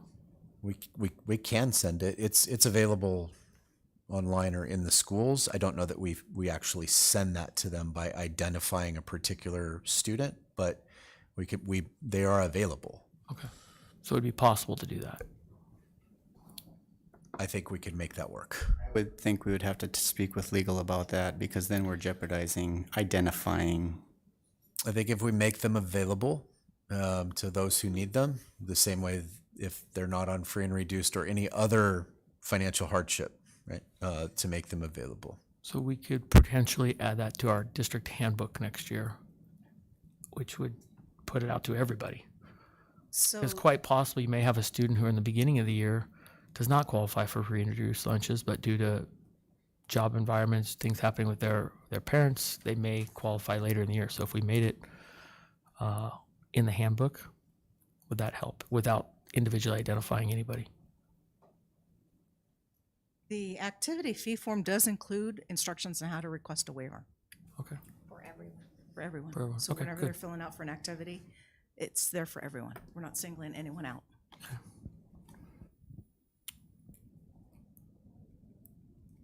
All right, members, I'll take a motion. Mr. President, I make a motion to approve, was it item 5.3? I have a motion to approve 5.3 with the fee schedule as proposed in the agenda. Second? I'll second it. A motion and a second. When I call your name, please specify your vote. Board Member Parks? Aye. Board Member Aguirre? No. Board Member Bixler? Nay. Board Member Kenyon? Aye. I'm also an aye. We will show that approved 3 yes, 2 no.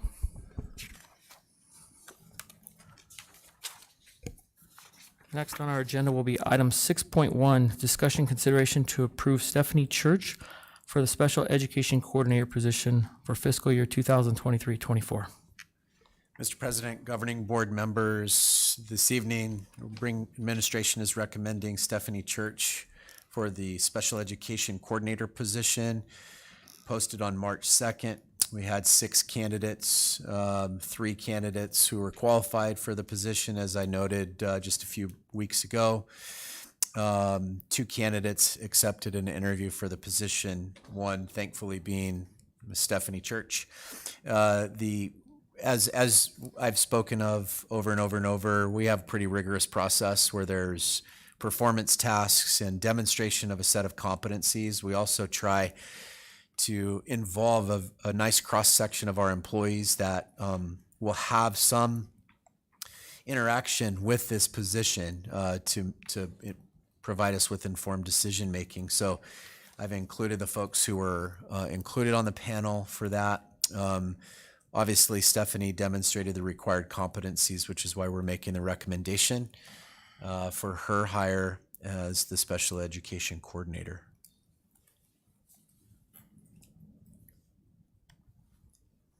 Questions from the board? Is this the first time this has come before us? Yep. That's what it is? Because I thought I remember this coming before us once before. The position came up The before. position, not the person, Yeah. for the position. So the position came up? Okay. Thank you. Mr. President, I'll make a motion to approve Stephanie Church for the special education coordinator position for 2023-24. I'll second. I have a motion and a second to approve Stephanie Church for the special education coordinator position, school year 2023-24. Call your name, please specify your vote. Board Member Parks? Aye. Board Member Aguirre? Yes. Board Member Bixler? Aye. Board Member Kenyon. Aye. Also an aye. Will show that approved. 5 yes, 0 no. Congratulations.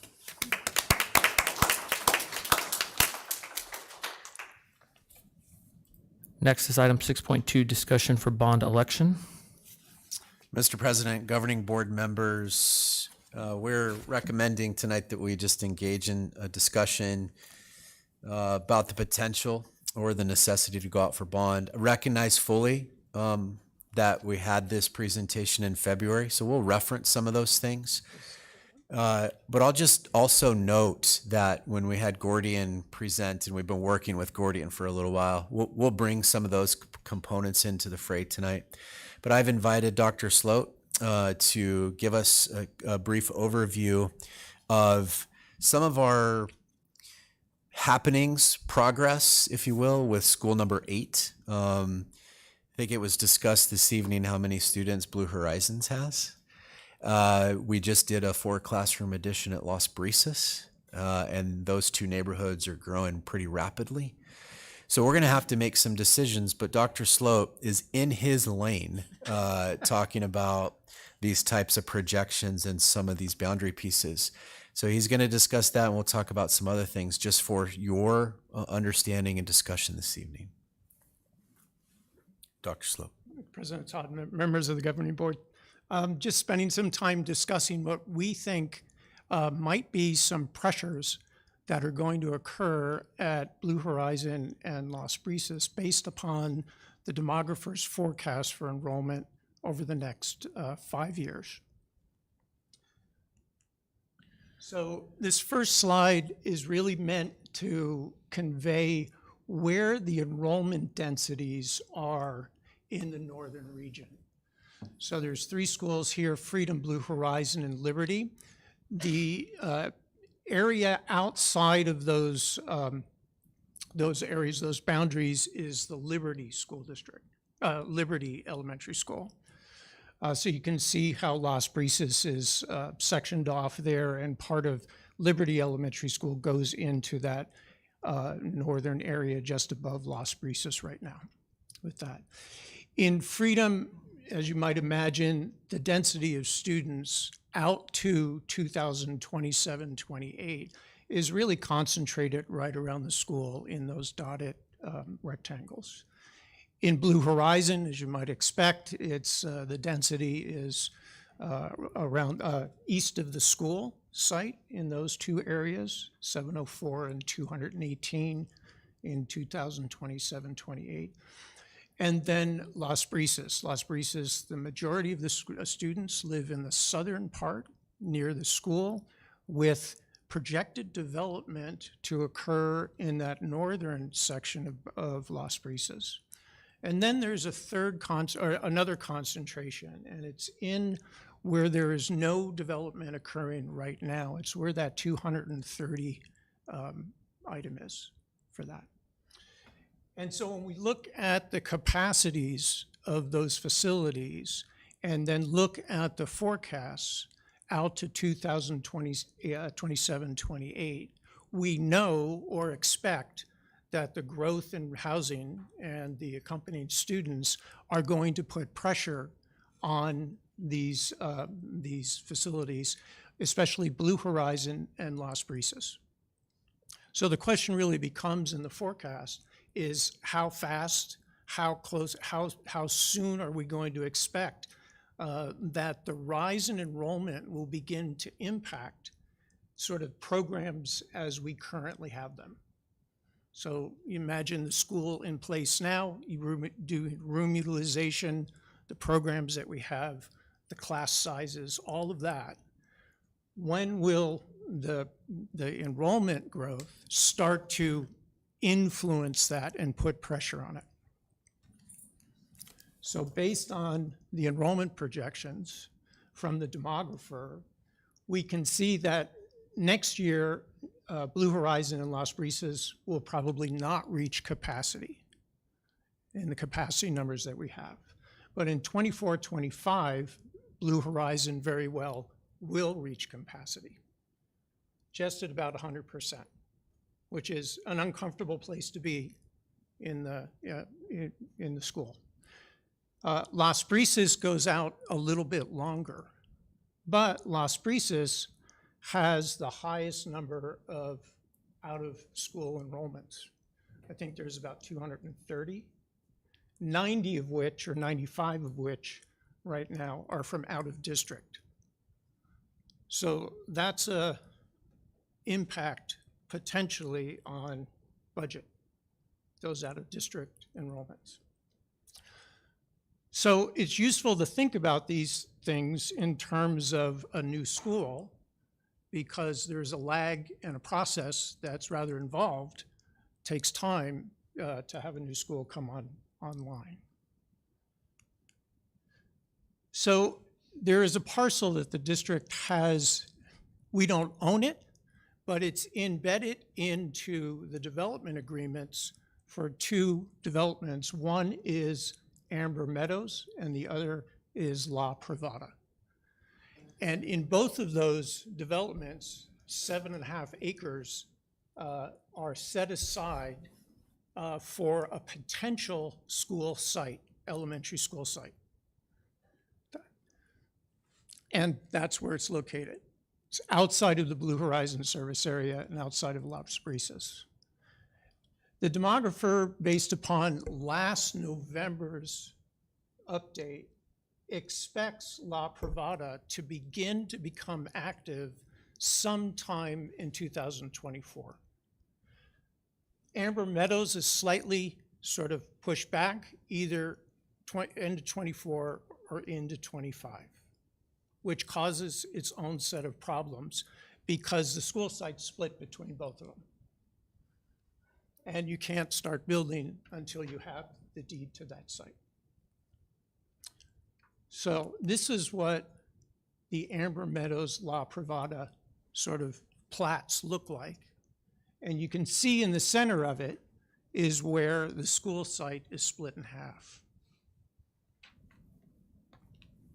And I provided, some documentation of where some subdivisions in the future are going to be on that.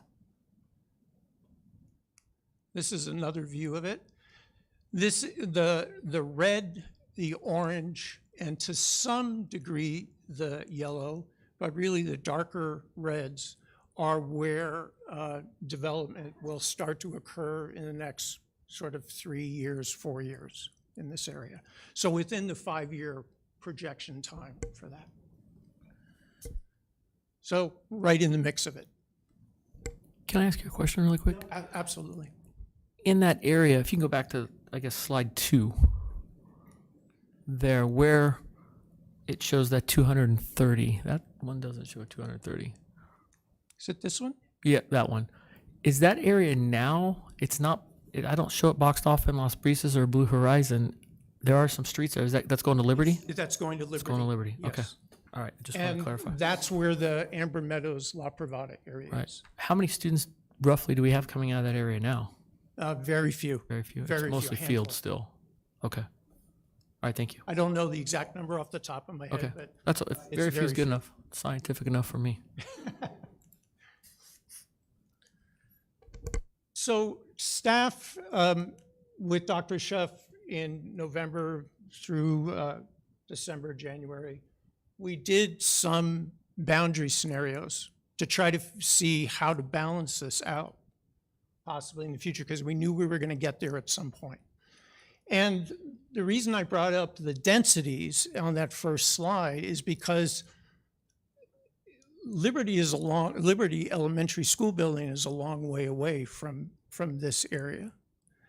And there turns out really to be no good answer to how to balance between Liberty, Las Brisas, Blue Horizon, and Freedom without severely causing disruption within a community and busing kids a long way, if that makes sense.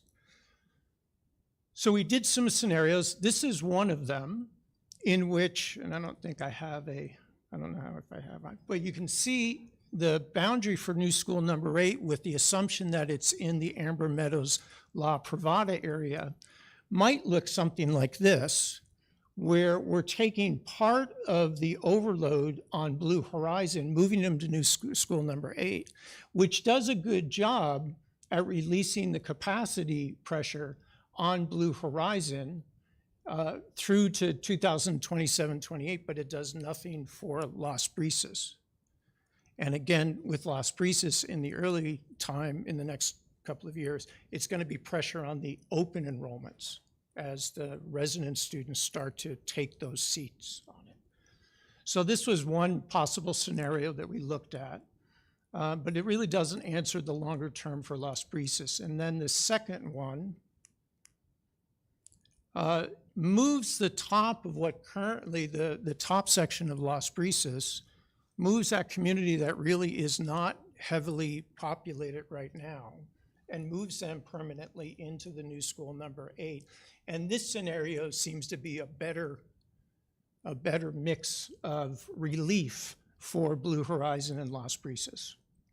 And that is to move that boundary down a little bit. It also provides a better sort of look of the boundary sections of the district for into the future, out past the 5-year timeline. So lots can change in 5 years with housing. So I'll stick with it. The projections go out 10 years, but we look at 5 for that. So that's kind of what we're thinking right now. It's just a discussion. How do we relieve over a 5-year period coming up Blue Horizon, Las Brisas, and there might possibly be some solutions with the assumption that the La Privada Amber Meadows site becomes active. And we don't have that now.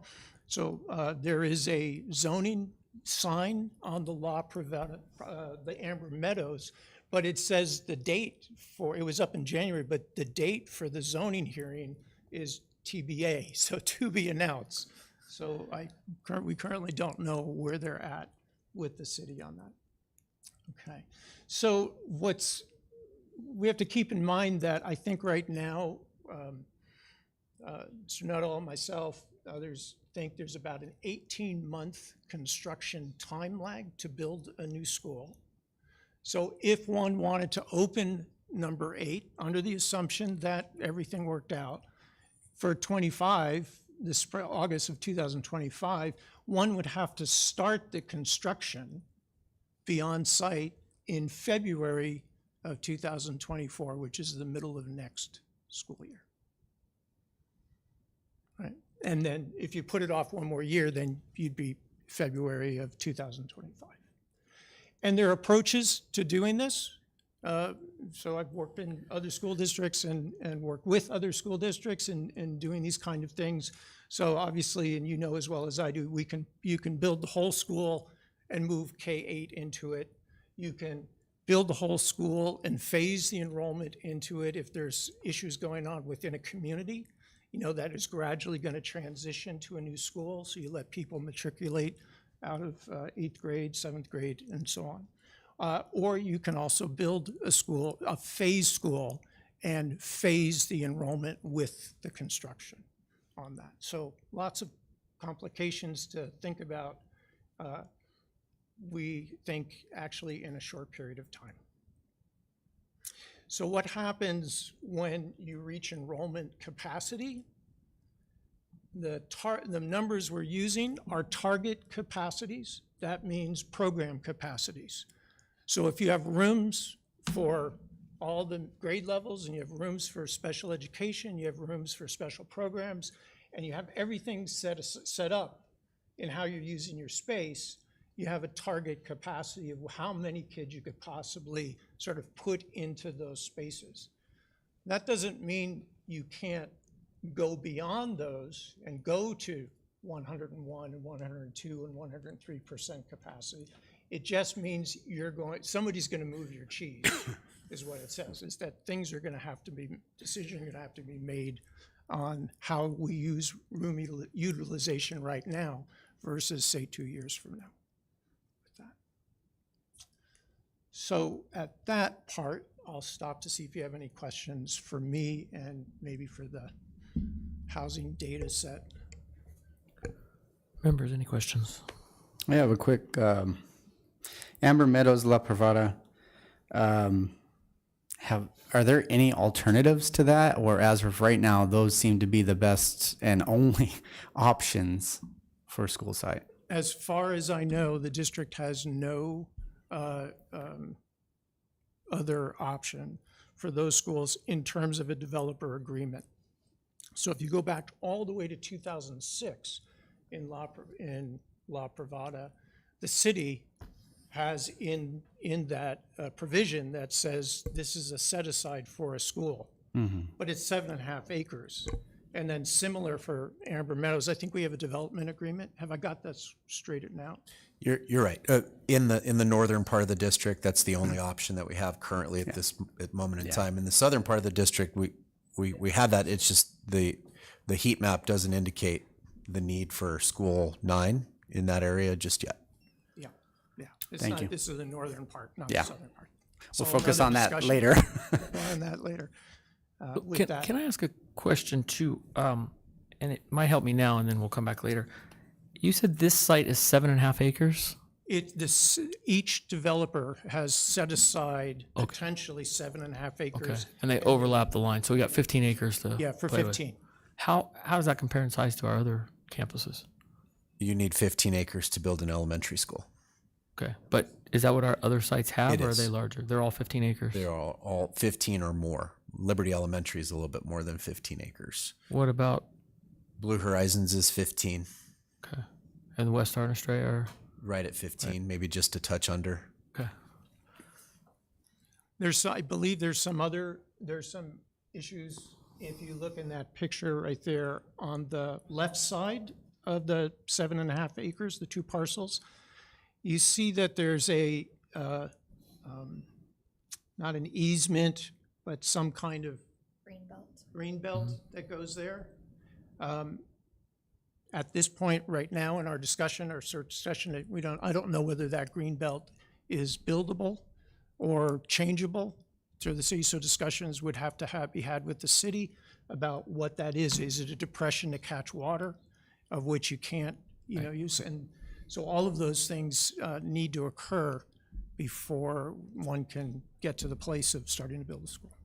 I think as you continue with your presentation, it's important for, I'm guessing most of the board members know this, if not all, but the public, that unlike cities, school districts can't charge impact fees. So we're really at the mercy.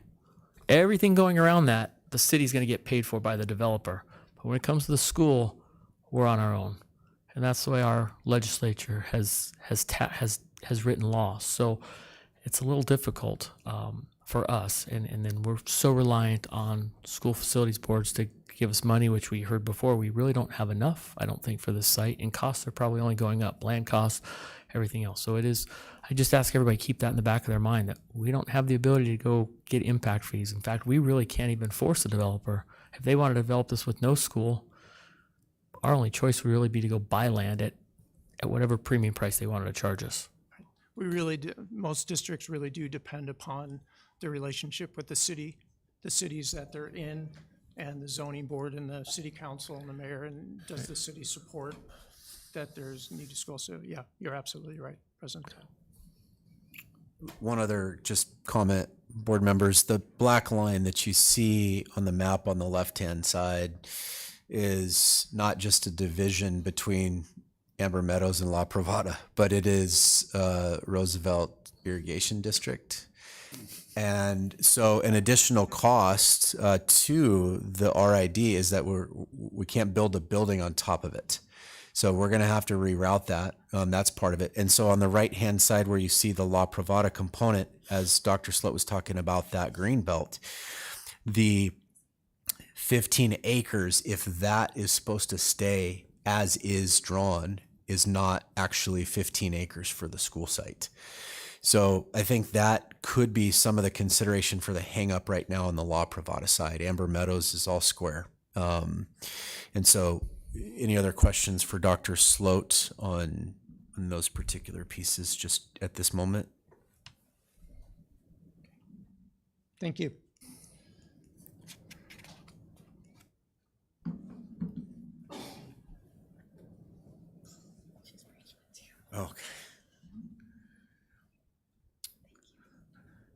So, thank you. It's okay. No worries. No worries. No worries. So I just wanted to make sure I summarized, and I'm not going to read the next 3 slides. I wanted to include it on there for you all so you can understand very clearly the summary that our Udall-Shumway attorney has provided. But this slide 11, is really just a summary of that overall 3-page diatribe about how he's working through. Okay, so he is in conversation with the city of Goodyear. He's also in conversations with La Privada specifically to ensure that we're progressing in a certain way so that we can reach some type of an agreement. What I'll also talk about here is we have some additional issues. So when a developer is going to build something in or start in 24 at some point in time in the springtime of 24, what is not there right now is any infrastructure in terms of roadways, which is an adjacent ways component, and offsite utilities, which our timing is really impeccable here. It has to be impeccable in terms of whether or not we're going to partner with the city, whether or not we're going to absorb this cost so that we can build the school. Remember that we don't have the need to fill School 8 right away. We have the absolute need to relieve the pressure from Blue and Las Brisas. So this is really, really critical in terms of partnering with the cities in terms of building that infrastructure. Do we build the infrastructure or do they build the infrastructure? And obviously the neighborhoods typically build the infrastructure. When we built Blue Horizons Parkway was there. It gave us a starting point. The offsite utilities were already there. So those are some of the other considerations, and through adjacent ways, that's a pretty hefty lift in addition to building a school. So these next several slides, they just summarize what Mr. Chipman said that I tried to put in a 4-bullet to save 45 minutes of time. So as I noted before, in February, there was a board presentation, and one of the things that was a consideration at that time in February was that we had some additional bond dollars of almost $8 million. You'll see I circled it in red for you. So the $8 million is one of those components where we have sitting in our accounts for bond dollars. And it's just a philosophy on decisions about how you want to proceed. We have already been approved for the $23 million in change to build a K-8 elementary school. We have been approved through School Facilities Board for a K-8 elementary school. And so that $23 million we have. So the question becomes, with this slide that was presented in February, if you add all of those items up, you are at 34 million and some change. And so the cost per square footage is $31 million for 416,000. That doesn't even account for what you see in the pink at the very bottom. My point of bringing this forward is, even if we sat on and saved the $7 million that we have, we're still going to have a shortfall. You see it in the aqua color down at the very bottom. We're still going to have a shortfall of over $3 million. $3,131,000 and some change. So the decision in terms of how we build the school is a decision that we can make. I think what we're looking at here as I kind of wrap up some of these financials is we heard tonight from Gordian. We have $29 million in capital needs. We have $11 million in backlog needs. Now, some of those aren't prioritized, right? They're just, some of those we could push off. I'm just suggesting that we engage in a discussion about how do we wait and sit on $7 million when we know we have $29 million in capital needs that we can address and need. There are also some other components that have come up in terms of discussion items, in terms of where we might need to spend additional dollars. And so if the board were to decide to say, yes, you can have access to that $7 million in change, what that would mean is, well, the additional bond funding would need to be added in to cover that $37 million cost just for school number 8. But that only gets us school number 8, right? And so it's just worth considering that some of these other costs are also things that we've had a discussion about. And so school site safety upgrades, we anticipate about $5 million in the next 5 to 10 years of trying to get that up to speed. I would recommend that we have access to some of those dollars so we can address the safety needs now and not wait till 2026 to do that. We also have some other concerns, like if we were to build the infrastructure for school 8, I think it's probably going to be more than $1 million. But if we were to try and get out front of it so we could build the school, those are just some considerations for you all. So there's the capital needs, there's site safety upgrades, there's the school funding for number 8, and just behind that is school number 9. And so I recognize that we can go out for another bond and keep going out for another bond, or we can plan in advance so that we can have the money to spend. I think the board's discussion tonight and asking questions, we have Mike LaValle here from Mike, I'm sorry, Stiefel. Sorry, Stiefel. I have lots of people here in my mind. So Mike is here from Stiefel to discuss some of the bond requirements and things of that sort. Beth and Dr. Sloat, myself, and Natasha, we've all worked with the attorneys who's not here tonight, but I've summarized for you. So I think it's just whether or not the board wants to go out for a bond this upcoming year in the fall or the following one. And we've heard presentations from the board about strategically when to go out for a bond, whether or not you go out in a presidential election, whether you go in an off year. That is not for me to discuss with you all. That's your decision. Whatever that decision is, I think we have to have some direction moving forward. What I'm just simply saying is, I don't know that the district can afford to sit on $8 million for 3 more years before we address some of these other needs. And I just think it's really pressing that we are beginning to address some of these capital and safety needs that we have. And it's just for your discussion. We have some deadlines I've noted. May 11th is the deadline to submit the paperwork, and I've included that in the executive summary. So that's, I'll quit talking. You're tired of hearing my voice, and you can have a discussion.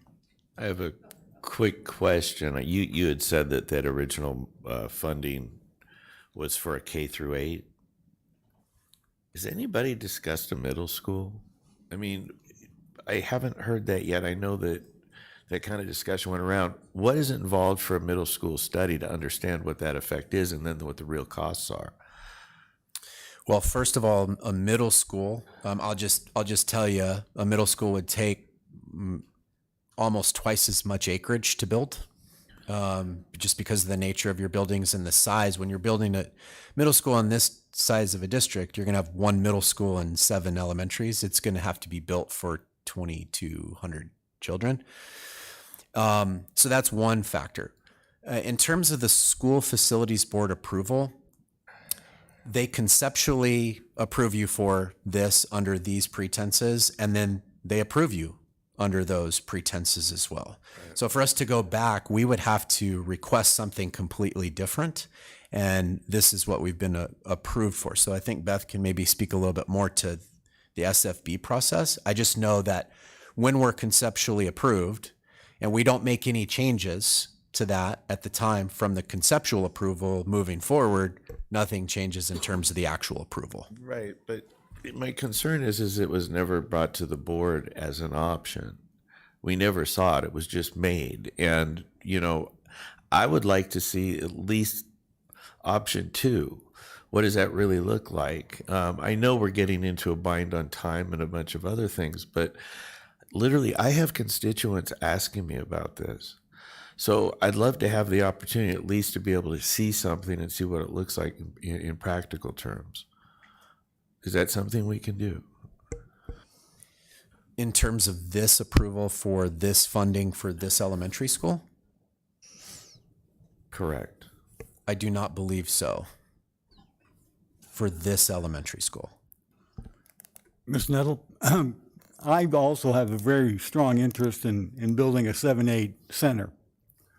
But I understand what you're saying. There's right now, the way things stand, there's no way that we can build a 7th, 8th grade center with the approval that we have. What we can build is an elementary school. Does it have to be 6 or K-8? Can it be K-6?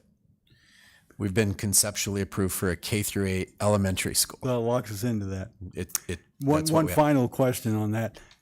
Do we have any existing building right now that could be a 7th, 8th grade center? I understand there are different requirements for space. Do we have any existing building right now that could accommodate the space requirements? I think that we do, but I think that it would require. So the answer is no.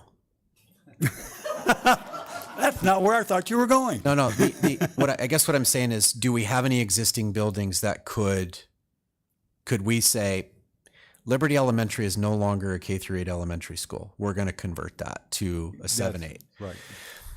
The reason I say no is because it could be with rebuilding and adding to the school, probably doubling the cost of what we just spent on it 2 years ago to make it a middle school. There's nothing that we have right now that could just open the door and be there. There is not. You're saying we need 2,200 capacity for 2,200?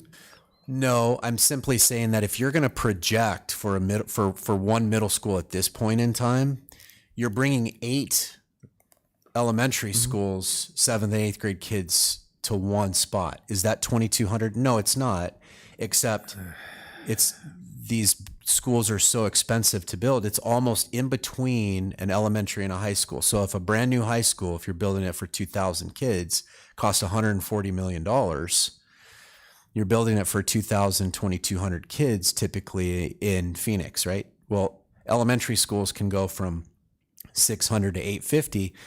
We have approval for 850 students, exact same footprint as Blue Horizons. So you wouldn't build that for less than 11 or 12 or 1,300 middle school kids to grow into the middle school, because you can't just build another one someplace else. As we grow, that needs to absorb as many of the middle school kids as possible, is just my thought. I think we would also have to, I'm not opposed to the 7-8 model to look at it. And it's probably a much deeper discussion than we have time for tonight. But also, I think when we talk about junior high sports, we would now probably be becoming AIA members, paying additional fees and traveling wherever the AIA tells us we're traveling for games. We don't necessarily pick that. So our increased transportation costs, which we're already challenged on transportation ability now, that could become. Typically, it's quite a shift to do something like that when you have, it's not that it's impossible. I mean, I would just caution us as a board a little bit against where we're just moving to a 4-day week. I don't know. That's going to have probably a year and a half of growing pains on us to make sure we get it locked in, which we will. That's our commitment. But if we're going to move to a middle school model, I think that would present some additional challenges. It's not that we wouldn't research or take the board's direction for that. Certainly we would. I just think that there are some other factors. We've built schools with multi-purpose rooms, as an example. A standard elementary school has a cafeteria, not the way we've designed our schools to where we can have multiple athletic facilities and things like that. We have playgrounds, but not full gyms. So when you're going to build that, I mean, to build a gym is, $10 million to build a full service gym. I think going back to Mr. Park's point, I've also considered, or thought to myself and been talking to some constituents and parents about a 7-8 model or even 6-7-8 model. I understand at this point in time, we're under some pretty tight time constraints and obviously the funding sources and all that kind of stuff. So, but it sounds like for future endeavors, it would be worth keeping in the back of our mind for something that we can look for, if we can look into it, have a better discussion about it, But for this current time, it looks like we just need to push forward as quick as we can on this. So thank you.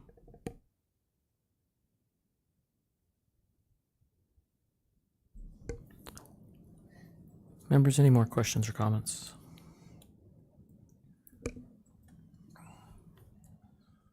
So I'm all for moving forward immediately with going out for a bond election. 100%. Construction costs are not gonna go down. They're only gonna rise. And as it stands right now, we can go out for a bond. That doesn't mean that we have to build immediately.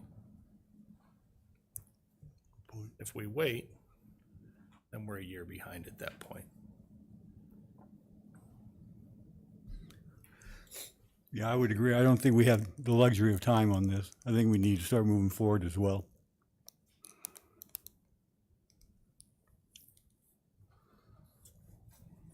Mr. Nuttall, I was looking at the numbers here. We're in a growth exceeding capacity issue. You can't recover from that.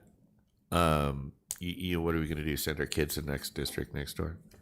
I don't know that we can do that. So I don't, in this particular instance, I don't think we have a choice. We got to get on this and we got to get moving on it. And, we honestly, our growth and our revenues depend on it. So. I would concur. I think we got to go and we've got to start a campaign for our voters so that they understand where we're at and why this is so important. So I just wanted to clarify with the discussion this evening, is it of the board's interest to bring back the required documents for the May 8th, knowing that we have 3 days after May 8th to make sure we submit, but we'll be ready. I just want to make sure we have all that ready for you. We do have a couple special meetings coming up for superintendents. Maybe we should bring it up a little sooner just to give you guys a little more breathing room if we can. We'll see how quickly we can prepare all of that and bring it at that appropriate time. Yeah, if it works for you guys, unless somebody objects, we can do it as soon as you're ready. Okay. We'll determine whether or not Mike and Stiefel, I think this is all our maiden voyage here with you, Mike. So calling for a lifeline at this point in time, if you got one. But no, I think we're prepared. Is that correct to move forward in terms of next couple of weeks to bring forward any information the board needs? Absolutely. We would run. It looks like just come to the mic. Come to the mic. Thank you. My apologies for that. Absolutely. It looks like you're considering 86 million, at least that as an option. We can run that or any other scenario and sizes, but we can have that available. Working with your bond counsel on the legal documentation, the resolution, to call for the election, all that can be accomplished by the board date. When was the board date going to be for that? May 8th was our next board meeting. We have a few meetings in between then. I think we'll have to just connect with you to see what's reasonable for you. Okay. We will work with staff. May 8th is the drop dead for us. Thank you for being here. Mr. President, just before we leave this, we had talked about that $7 million that we have. I think it's important that we take a hard look at that deferred list and prioritize it and maybe start working towards that. Thank you for that direction. I was going to echo. Thank you. I think we're thinking about the same thing, especially site safety. Site safety is priority for me, and I really would like to see those things taken care of. So isn't there some programs when it comes to school site safety that the state and the federal government, some grants that there are, correct? Yeah, coming up. That's next. Yeah. Okay, so that's why I'm asking that you've got 7 million earmarked for it, but if there's grants and things of that nature, the money's there. Why would we use bond dollars for it? I think they were talking about two different things. I think those are things specific to our buildings and securing our buildings in a fashion that's recommended from our law enforcement partners through threat vulnerability assessments and things of that sort, which I'm working on a report for the board. Okay, so this is not personnel. Okay, so this is something, the 7 million is something that's been found out recently. Not something that was part of the original deferred maintenance of the bond itself. Because I don't remember hearing about that. This, what you're suggesting, when we looked at deferred maintenance for the previous bond. Going back in the history a little bit.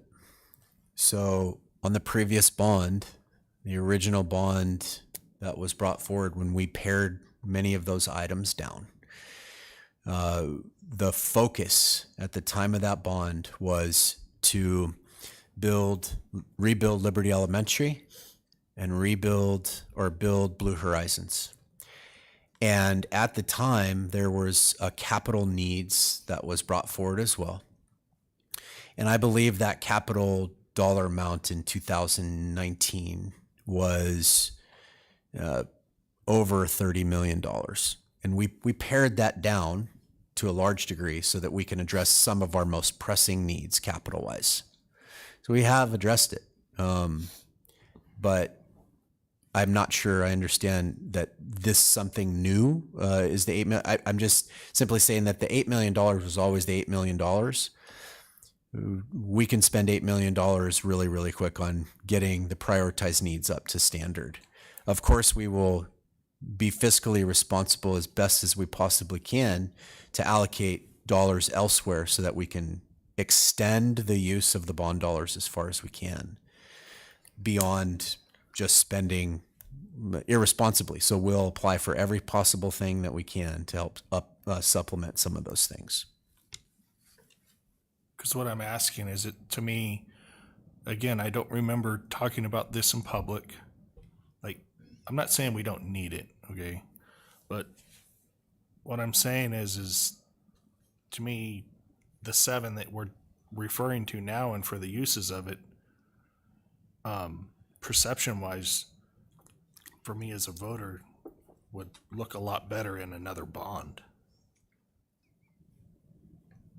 And the success of that bond passing of it's not just for building a school, but it's upgrading the security. Sure. I mean, I agree. Of our existing campuses and being able to use the rest of what we have possibly for some other deferred maintenance. And I'm not talking about HVAC, things of that nature, because that's what the SFB's for, is when it breaks, then they'll fix it. I think it was notated, I'm sorry. Go ahead. Mr. Guire, on slide 17 of new projected bond spending, like what are some ideas of that? And school site safety was one of those that we need to consider for the new bond.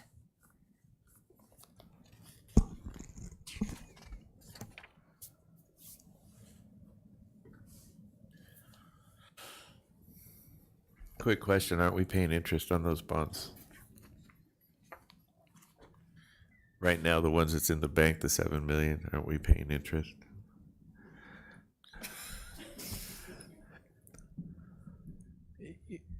Are we talking about bonds that have been sold already? Yes. Yes, you're paying interest. Okay, so that's sitting in the bank, Mr. Aguirre, and we're paying interest on it. So why it sits there, it's costing the district money. If it's unspent, it's also earning interest. Right. But Which is more expensive. That's right. A couple of years ago, that'd be earning almost nothing, but now investment rates are a little higher. Significant. Yes, it's better, but you are paying. The interest clock is ticking on that. And we are earning money on it though also, correct? Correct. So you would actually have to do an analysis to actually see That's right. what's Now, actually happening. Are we making money or are we losing That's right. money? And then I also- don't think that analysis has actually been done, right? No. Okay. And you also have to reasonably expect to spend the money once you sell the bonds within Correct. 3 years. So that's also out there. You also have $3,270,000 remaining in authorization, which I think I saw on one of the slides, which is programmed to come here in the fall. Obviously, with your action on that. So. No? I believe we have our direction. Thank you. Governing Board. Okay, hearing no further discussion, we'll move to 6.3, discussion of school resource officers. Mr. President, members of the Governing Board, just wanted to bring forward an update on school resource officers. Just wanted to share that we have a really good relationship with Buckeye. We have a really great relationship with Goodyear, and we are building a really good relationship with MCSO. So when we talk about school resource officers right now in the city of Goodyear provide an officer for the high school, and then they have within, let's say, on call to all of the surrounding elementary schools around them. So us having separate elementary schools from the high school district, we've partnered with Goodyear, and they respond very favorably. As an example, in Goodyear, he's stationed at Estrella Foothills and responds very quickly to all of our Goodyear schools. We have them on speed dial. We have multiple officers on speed dial in the SRO division. The same is actually true for Buckeye. So Buckeye has them stationed at high schools, and they also respond. So although there is not a specific SRO that comes to us, there are consistent officers that do respond dependent upon the shift. Our administrators know exactly who's available. They have them all ready to go. They're embedded into all of our plans and updated regularly. MCSO has 2 officers that respond every single time. So they're without fail, they are on a personal level with Ms. Cagle and respond very favorably. What I will say is in 2020, there was the school safety grant in which we were able to apply for school counselors, social workers, and school resource officers. At that time, there was a backlog of 70 school districts for school resource officers. You could apply for the school resource officers and receive the money. You were not getting an SRO. You just weren't. And those are still some problems even today. Most recently, they reopened the school safety grant to apply because they extended it. You could also apply for school resource officers on top of what you've already been awarded. We have done that. So we've applied for additional resources in terms of an SRO with the opening of the school safety grant. There's also a brand new grant called the Stronger Connections Grant. And the Stronger Connections Grant essentially does not require schools to employ in partnership with a law enforcement agency full-time. The way that the MOUs and IGAs are drawn up between school districts that can provide SROs is that the school district pays half their salary and the law enforcement agency for which they're supplied provides the other half. That simply doesn't work because they don't have enough officers. They would have to take officers off the street to put them in schools, which is why they keep them 50%, so they can make sure that they are accessible for their needs as a city. We don't want them to not address their needs as a city. So the Stronger Connections Grant allows us to think creatively about ways that we can hire off-duty folks or hire guys in their off days that they have. We met last week with City of Goodyear to talk about some creative solutions. Their SRO sergeant and his supervisor came to talk about how we can best fill out this grant to meet the requirements. Wednesday morning, we're meeting with Chief Sanders and the SRO officer from Buckeye to discuss that, and MCSO is next because they're just different. We can still apply. Some of the things that we've talked about in terms of what's different with this grant is how do we help support our law enforcement officers in working towards their retirement, right? What I heard from City of Goodyear was they don't necessarily want to go and do an off-duty traffic light for $70 an hour for some security company because there's no real benefit for them in the long term. The grant has nothing to do with that. We can work on agreements with the cities to ensure that those men and women have an opportunity to come and support our schools. There are requirements similar to the school safety grant with the Stronger Connections grant in terms of how you're building relationships with kids. What are you doing programmatically to ensure that the safety is paramount? How can they assist you in executing your traffic plans and your traffic studies and your thoroughfares and entryways and things like that, how things flow? There's some requirements curriculum-wise that the officers have to agree upon, which we're working through with them. So when this was brought up as a request to just provide a report on, I think we're really in a great direction. We're heading in a wonderful direction with a lot of different opportunities to get creative, because while the school safety grant is a wonderful opportunity, I believe that the decision that the board gave us at that time was the right one in terms of providing school counselors. I also know that if we can, and we will, apply for every school resource officer on the planet, we're absolutely going to do that. And we'll continue to think creatively with our partners in law enforcement to engage in ways that we can get people on our campuses. Thank you so much. I've been very vocal about getting SROs on every one of our campuses prior to me being on the board. And to be completely frank, as a parent, my kids came here for years, and I had no idea we had school resource officers that show up at our campuses from time to time. I really didn't, and I really do. It was very welcoming to find out that was the case. I was attending not long ago over at Las Brisas, the presentation that they had over there about online safety for our children, and the school resource officer was there, Officer Eckert, I believe. And it was wonderful to speak with him, to swap information, to know that he's there to respond when there's an incident, along with a couple others. And so as a parent, as a constituent, just knowing that the district has those partnerships is really, really critical. Seeing that you are looking forward and trying to shoot for these grants and try to get SRO staffed on every campus is a wonderful thing. And I believe we all received an email today with concerns about SROs being on the campuses. I don't share those concerns. I think that there's always a risk when you bring a new person in, no matter what the qualifications is, but if there's somebody we should trust, it is our law enforcement. So thank you. I do have a couple of statements. I was involved with the writing of a school safety grant in Texas and got an SRO on our campus. It was critical that we got the right person, because yes, an SRO on site makes a big difference when there's an active shooter on campus. Yes, that's who you want there. You want somebody that has trained for this, knows what they're doing, will ensure the safety of the innocent, and stop that assault on our school. So if they're there, yes, that's great. They're wonderful.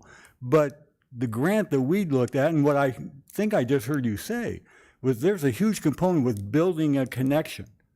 And that's where the rubber hits the road. You gotta have the right person. Kids have got to be trustful of that person and willing to come forward to speak about things that they know are going on the campus. That's the strength of an SRO program. Has it gotten easier to find people to fill these positions, or is it still gonna be a struggle? It's equally as difficult to hire people to do it full time as it was before. That's the same. In fact, they may be somewhat coming out of some of their staffing pieces, but they still have priorities that they have to take care of in their departments. So I think it's about the same in terms of the difficulty of having bodies to be able to serve the cities as they're assigned to do, as well as build the partnerships with the schools.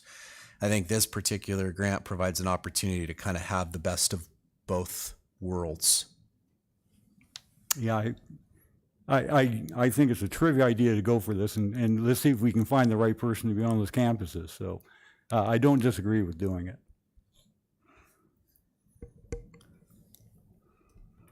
Quick question. Buckeye, they have some SROs. I'm asking this for clarification. I think they have some SROs on elementary school campuses, correct? It could be, yes, it could be. So I'm just concerned why, when we look here at Liberty, going back many years, the Liberty campus was in the county. And about the only reason it became part of the city, which they strip annexed down Buckeye Road and grabbed the campus here, was to provide at the time the old school SRO, which was a DARE officer who was on campus a lot. And they're required, I believe, to provide an equal level of service to the community.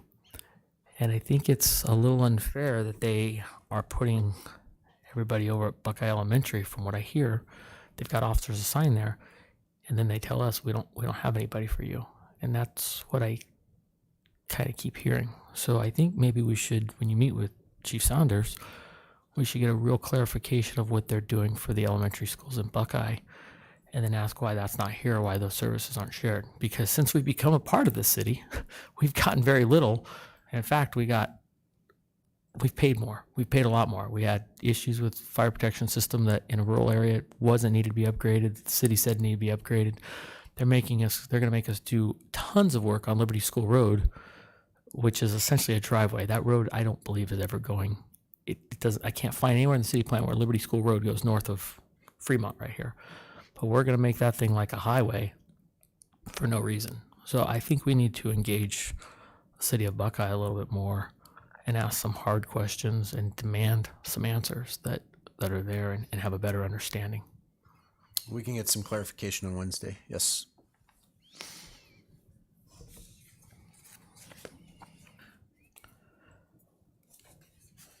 I would just like to continue to encourage the administration, the community, to understand the value that school counselors bring to actually educating the whole child. I heard somewhere over the weekend that if you have to bring on SROs to every school campus, that the elementary school and the district has actually failed at that point.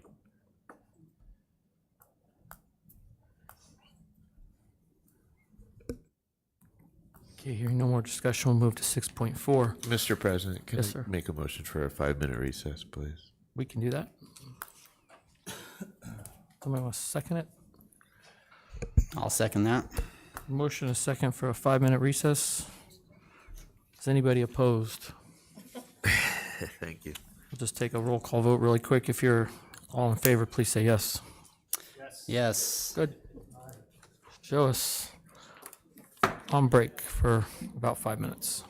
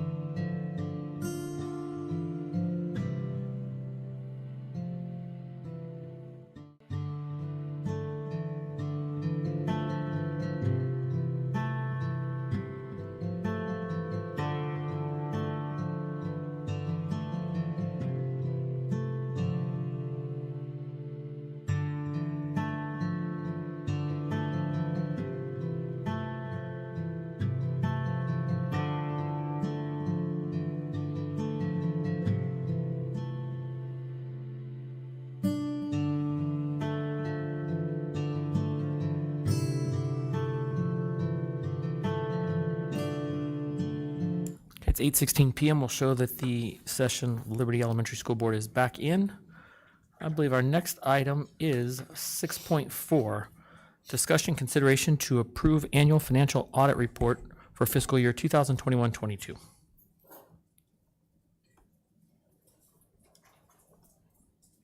On the short one, so I'll move it down. So there is no presentation. The presentation was for Mr. Goldman. As he stated, it's required every year that the district has a financial audit based off of statute 15271. And as he presented, the audit was conducted by Heinfeld and Mitchell reviews for 5 years.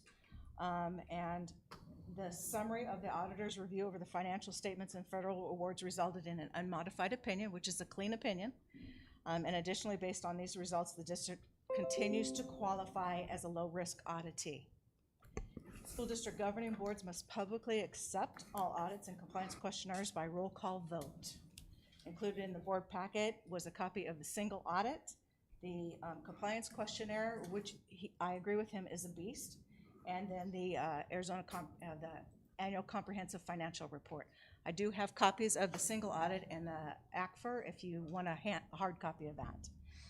Once the audit reports have been publicly accepted, the reports will also be available on the district website. Any questions for me? Questions from the board? Mr. President? So, Oh, and we might have a question. Sorry. We can do it after the. I thought you were motion, going to have too. a question, so I was going to let you go first.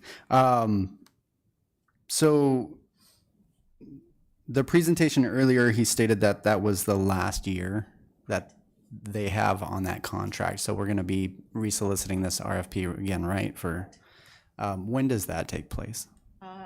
Most likely, probably October, November, maybe the first part of the calendar year. Okay. And it will be for another 5-year audit, for Okay. another 5-year term. And I thank you, and thank you, administration, and everybody who made our audit so good over the last number of years. That's wonderful to see.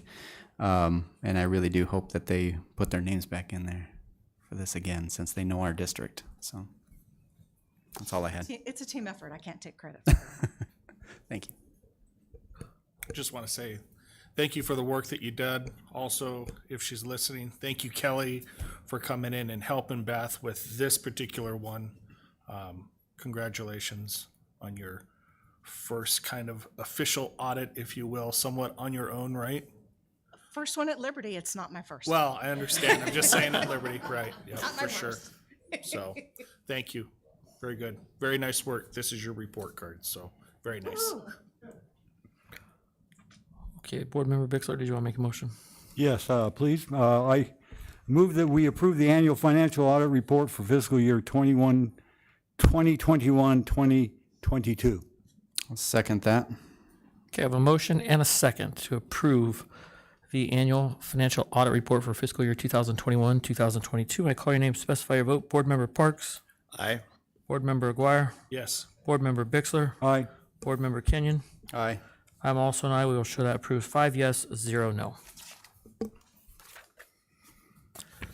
Next agenda item is 6.5, discussion consideration to approve the district to enter into negotiations with Sierra School for final agreement of CCB program staffing. Mr. President, board members, tonight administration is requesting approval to enter negotiations with Sierra Schools to talk about CCB program staffing. So in your executive summary, I'll try and summarize this briefly for you. We are having some difficulties even with the governing board's incentives in terms of stipends and things of that sort to recruit CCB staff. Sierra Schools has been with our district for going on 5 years now, and they run our D placement students. We've met with them to discuss some of the potential options to add CCB, which we currently house at Rainbow Valley, to their program. Obviously, this comes with some cost. However, as is noted in the executive summary, there are also costs that we spend that we outsource for. And so at face value, you look at the overall cost for the program and you say that's a lot of money. And when you dig in a little bit deeper, you realize that for the amount of money, The most important thing is to provide a continuum of services for our CCB students, which they can't possibly get without a teacher. CCB has the opportunity to Sierra Schools has the opportunity to not only provide teachers, but paraprofessionals and administrative oversight to assist that school and those students with having a fully staffed CCB program. And so we've spent a lot of effort and energy as a district, as a board, ensuring that our special education students receive the best education that we could possibly offer. Unfortunately, we can't, at this point in time, staff them, so we had to come up with some creative solutions. What we're requesting this evening is approval to enter some negotiations with them in terms of discussing what that overall cost would look like and program. So there's not anything in terms of a contract to approve tonight. It's just giving us the authorization to enter those negotiations with them. Ms. Nettle, just as I read through that, it appeared that we're also opening up opportunity for extending our service to the C students as well. Is that correct? Right now we're contracting for D, but the C might be able to be brought in? The CCB program currently does service level C.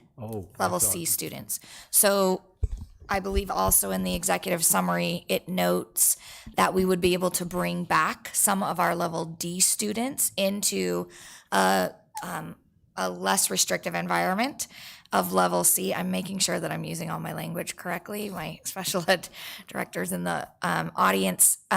So that would be a cost savings to the district. Right. I thought there was some way that we were pulling back in, so, okay, great, thank you. I think this is a great solution to a difficult problem. And I'm appreciative that Sierra Schools does this and is there to help these students. My question is, for next year, looking at the 4-day work week for our district, what does Sierra Schools, what do they have? Is that a 5-day week for them, or is that again going to align with our district's calendar? They would follow our schedule. Okay, thank you. I just have one question. In our board packet, it shows an additional budget of $162,000. Basically, is that what you're thinking it would be to go with them? It's just an estimate right now, just to give you an idea of what the additional cost may be. Obviously, when we go into negotiations, it may be different than that. What's not in the cost, overall cost that you're looking at, is the additional time that our current administration, both our principal, assistant principal, psychologist, behavior interventionist, counselor, spend supporting this program as it has not been appropriately staffed. So we can't put a price behind that. And our administration spends an abundant amount of time supporting the program as needed. Thank you. That was my suspicion as well. I just wanted for the public to know. Okay. Members, if you'd like to make a motion. Question. Did we look at any other agencies or programs? Arizona Christian University, I hear they've got some time on their hands that I think that the district could possibly take a look at. I'm being serious. No, we did not. We do have a procurement, and I'm going to look at you, Beth. We have procurement through ADE on approved schools, with Sierra Schools being one of those approved schools. Okay. Is that something that can possibly be looked at for some of our staffing needs though also? Because all the research I've done is that they're a wonderful program. Thank you.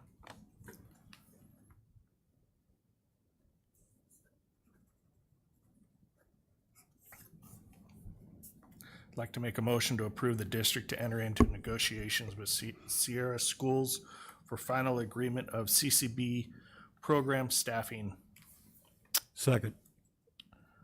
Okay, I have a motion and a second. Board Member Aguirre, did you want them to also talk to Arizona Christian University to get information?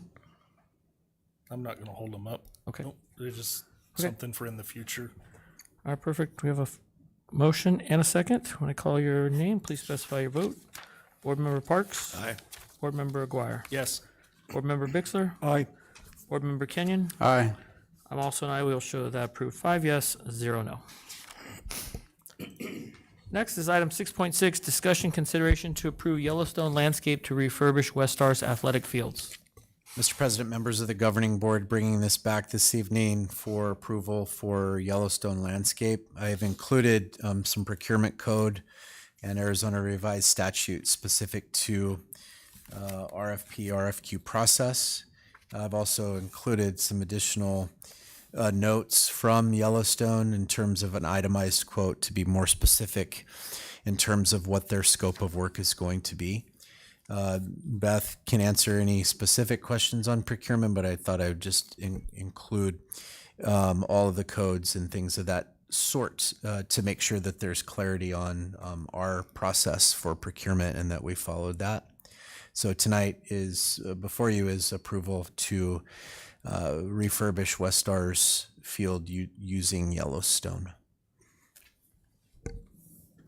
Any questions, members? Yeah, I just had a couple other questions. I appreciate you guys bringing it back in much more detail. Just looking at it, the question I have, and again, and I was going to ask this question before we did receive an email of that. What about Rainbow's field? I drive by the school basically every day. It's in 100% disarray also. It's in far more disarray than West Star, right? So that's the question I have. I don't want to get into who deserves it more. I just want to get into more of is there a plan for some of our Title I schools so that they can also have something proud to look at? And not just the students, but also the communities themselves. Yes, there is a plan. We're working through the water situation at Rainbow Valley. It's a different water circumstance that we have at Rainbow, and we're working through some specific details on that. But they are in a plan to refurbish that field as well. Okay, I just think that sometimes our communication with what's happening at some certain schools aren't getting out to the community, and that there's a perception that possibly the district is overlooking maybe some campuses when the district isn't trying to show that perception. So I think the public probably needs to start hearing a little bit more of maybe some of the things that we're going to do at some of our Title I schools so that those communities also can know that they're not being left behind and that the district, we're all in this together. So, thank you. And again, thank you for bringing this back. Appreciate all the detail that went into it. I feel that it truly does make a difference, the transparency of what's happening here. So thank you. Any other comments or questions? Okay. I would just like to echo Board Member Aguirre's comments. The Rainbow Fields have looked, they're to be quite honest, just an embarrassment. No fault of any of the staff there. But I would definitely like to see the board or the administration come back with a hard timeline and plan to get Rainbow up to a level that's safe to play on, that brings them up to the level of our other campuses. It's bad out there, and I don't think it's good. I've asked about this many times over the last couple of years, and I'm really, to be honest, I'm a little frustrated. This one has come up, and we're still talking about, we're going to get a plan for Rainbow. The priority needs to be Rainbow at this point for that field. And I honestly am kind of considering voting no on this and hoping it dies to put a little more pressure to get Rainbow done.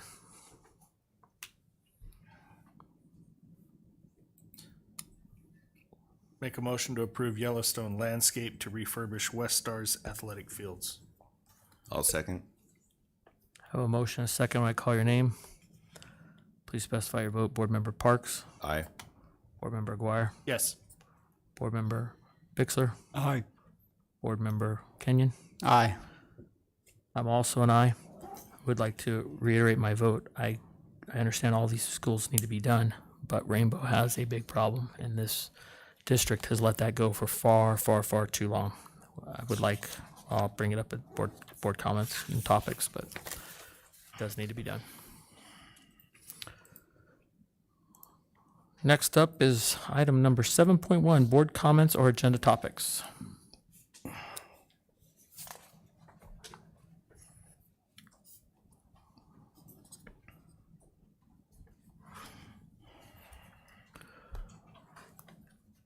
Anyone? Okay. I have three. I've asked a few times about a budget work session. We need to really start thinking about this. We've had some changes from what was originally proposed with our budget. We've had some additional expenses. I think this is going to be a Saturday type of day for us to get together and spend some time going over this, especially if we're bringing Sierra on. Some of the other things we've got, we're going to have some different budget looks, so I'd like to try to get that agendized. Also, I did hear from board members tonight the discussion of the middle school. Obviously, the board really didn't have much of a say in school number 8, and school number 9 is on its heels, so I think we should start engaging here soon on some work sessions to look at what a middle school program would look like, so we're not pigeonholed into another K-8 if that's not the direction of the board's desire. And then last, I would like to get a true plan in place for Rainbow's fields and improvement of their grounds with some hard timelines.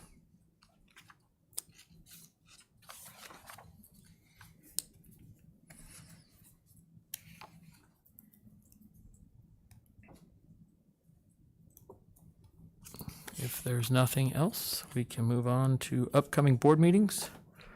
Our next one is scheduled for May 2nd. May 8th, 9th, 10th, and 11th are all special board meetings relevant to primarily the superintendent search. Staff may add a few things on there if we need to, we discussed earlier. May 22nd, June 12th, and June 26th are regular board meetings. Those still working for everybody? I'll take that as a yes. Okay. Everyone's favorite, 9.1, adjournment of the meeting. Mr. President, I move we adjourn. Have a motion to adjourn. Do I have a second? I'll second. Second. Motion and a second. Board Member Parks? Aye. Board Member Board Member Aguirre? Yes. Board Member Bixler? Aye. Kenyon? Aye. I'm also, I will show that approved 5 yes, 0 no. And the meeting is adjourned.